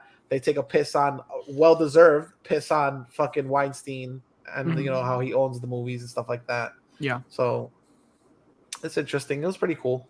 Okay. Okay. Voy a ir a ver Zack, no se preocupen. Woohoo! I did it. Another one. Another one. Vete Like con DJ amistades, like Khaled. I said. Vete con amistades. Don't go alone. They're gonna fucking hate me, pero... No, they're gonna love you. Trust me. I love you. It's okay. I took it with stride because the next time that he says something about Ridley Scott, I'm gonna be like, motherfucker, you went to go see Zack y el poder del enfriamiento, el friamiento. And I will still go sack Enfrentamiento Mortal over Gucci. No problem. I will still do that. That is a cult movie. So this motherfucker made Aliens. I mean, this motherfucker made Blade Runner. So Pero Blade Runner? Don't sit there and talk to me about this is You a know what? cult That's movie. interesting. Okay, This is a okay. fucking cult movie when you take a shit on Blade Runner. Okay. Okay? Oh, wait. Aquí está raro porque the fact que lo convirtieron en una franquicia, is it even a cult movie at this point? Está weird, ¿verdad? Okay, pero es que weird. Es que weird. Espérate. It's weird, right? But what if this movie gets a sequel? I needed to get a sequel. I needed to get a sequel. Does it lose its cult? Does it lose its cult status then? If it gets a sequel, is that the fucking metric by which we cast people into the pits of hell or ascend them to greatness? Like it's not like the Evil in You is going to do Saque Enfrentamiento Mortal 2, okay? So let's not kid ourselves here. Bájale 100. I'm just saying. I'm the one just saying. Never say never. Exacto. You know what? I pray. I really pray. Sabemos que exacto. Va a ser Joseph Lando dirigiendo, escribiendo. I'm just saying. Robert Rodriguez recasted Mariachi and made Desperado with Antonio Banderas. So that's true. Your boy could recast that character and have Timothy Archuleta, whatever the fuck his name is. But you need to understand something about Joseph Lando. Joseph Lando is Joseph Lando, and Joseph Lando will always be Joseph Lando in his own movies. So it's not gonna change. Maybe it could be like, never mind. We're giving this shit way too much thought. Anyway. La voy a ver. Yo no sé cómo voy a convencer a mi esposa para verla, pero I'm gonna... By the way, quick review de Gucci. I went in knowing nothing, and yes, you can give him all the shit you want. Okay. I went in knowing nothing about this family. Yeah. And I came out knowing basically a Jerry Springer episode's worth of this family after everything was said and done. Okay. Y perdonándome, she's a good actor in this movie. Mm-hmm. She's a good actor in this movie. Pero I don't even know if I should say this because we could possibly get canceled. Pero lo único que yo aprendí de en esta película es que, bueno, no, I don't want to say that. That's too misogynistic. Never mind. Very good. Por lo menos tiene un filtro. I'm just gonna say that the way this movie portrayed a certain character, it was that she was a sex goddess throughout the whole movie. That's it. Okay. That's the only thing I learned about her. Her vagina was her weapon. Like, okay, interesting. Well, you know, femme fatales utilize sex to overthrow their, you know. Is she a femme fatale in this situation? I mean, because if she is, pues entonces pues justify, because that's part of what a femme fatale is. Not really. Okay, because the dirty work was left to somebody else. And the person she paid them, she didn't pay them in vaginal canal. She paid them with money. So okay, fair enough. Se entiende lo que quiere decir. Okay. No, cryptocurrency does not exist, sir. Not yet. Excuse me. There's a thing called sex working, and that currency does totally exist. Yo lo sé, pero don't tell anybody. I need to get on that. So this movie, honestly, straight up, I felt like the cast was wasted on just like raunchy depictions of what the family is, and yeah, it sells. You know what I'm saying? Like it. No sé cómo decirte, como que si el intento del director fue like expose these supposedly disgusting human beings for what they are, they're really not that disgusting. Compared to today's fucking rationale, they're not really disgusting. They were just people who owned the fucking business, and they were all fighting for the lead chair.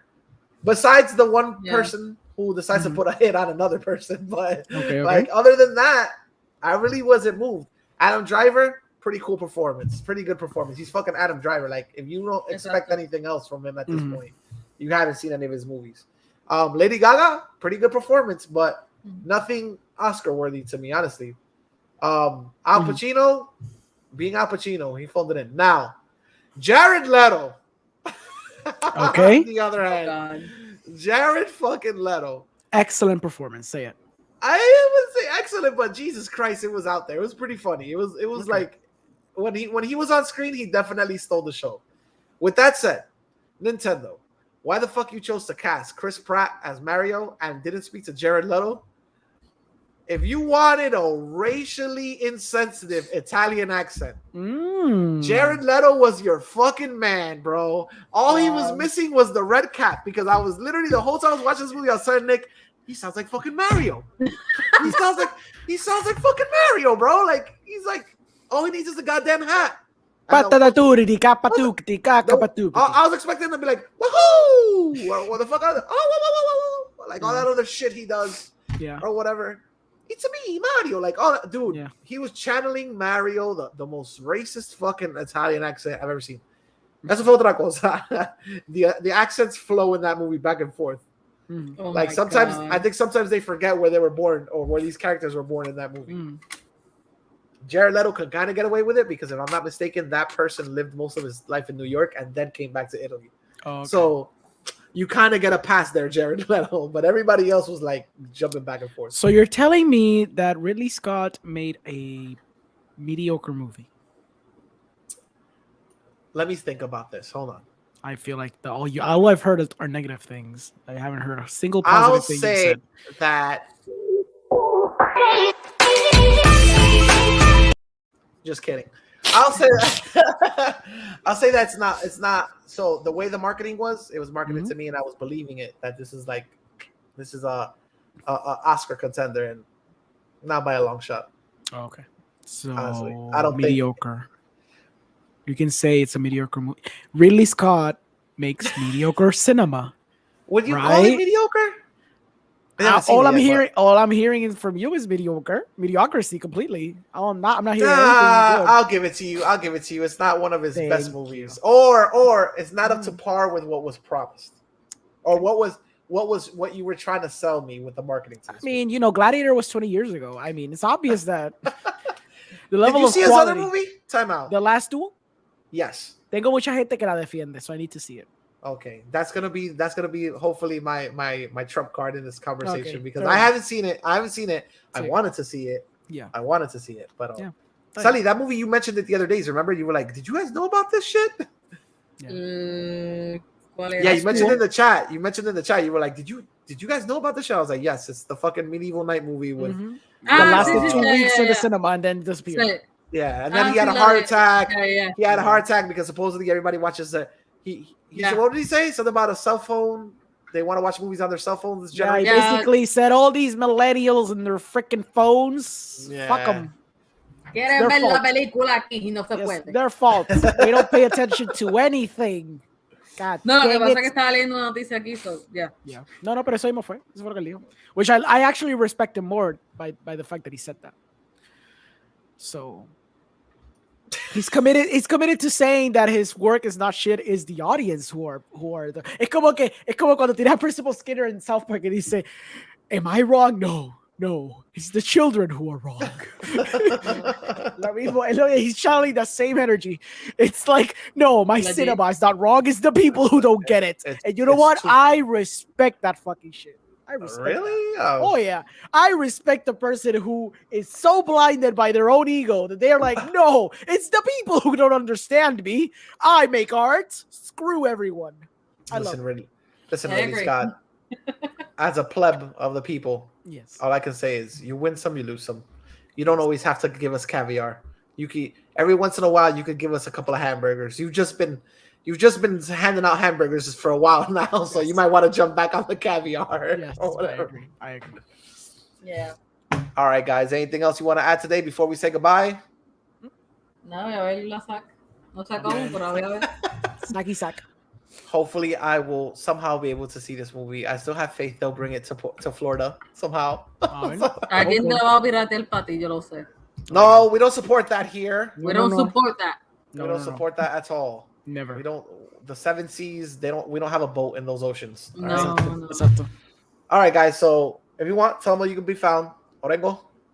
Oh, you can find me here with you guys at After School Club, también en Cine Nerds, también consiguen The Movie Guy los martes, basically, and where we talk about what we saw over the weekend, temas especiales, whatever movie big is released that weekend, we'll talk about it. También consiguen Cine Más Podcast, donde tengo el Instagram, el Twitter, el Facebook.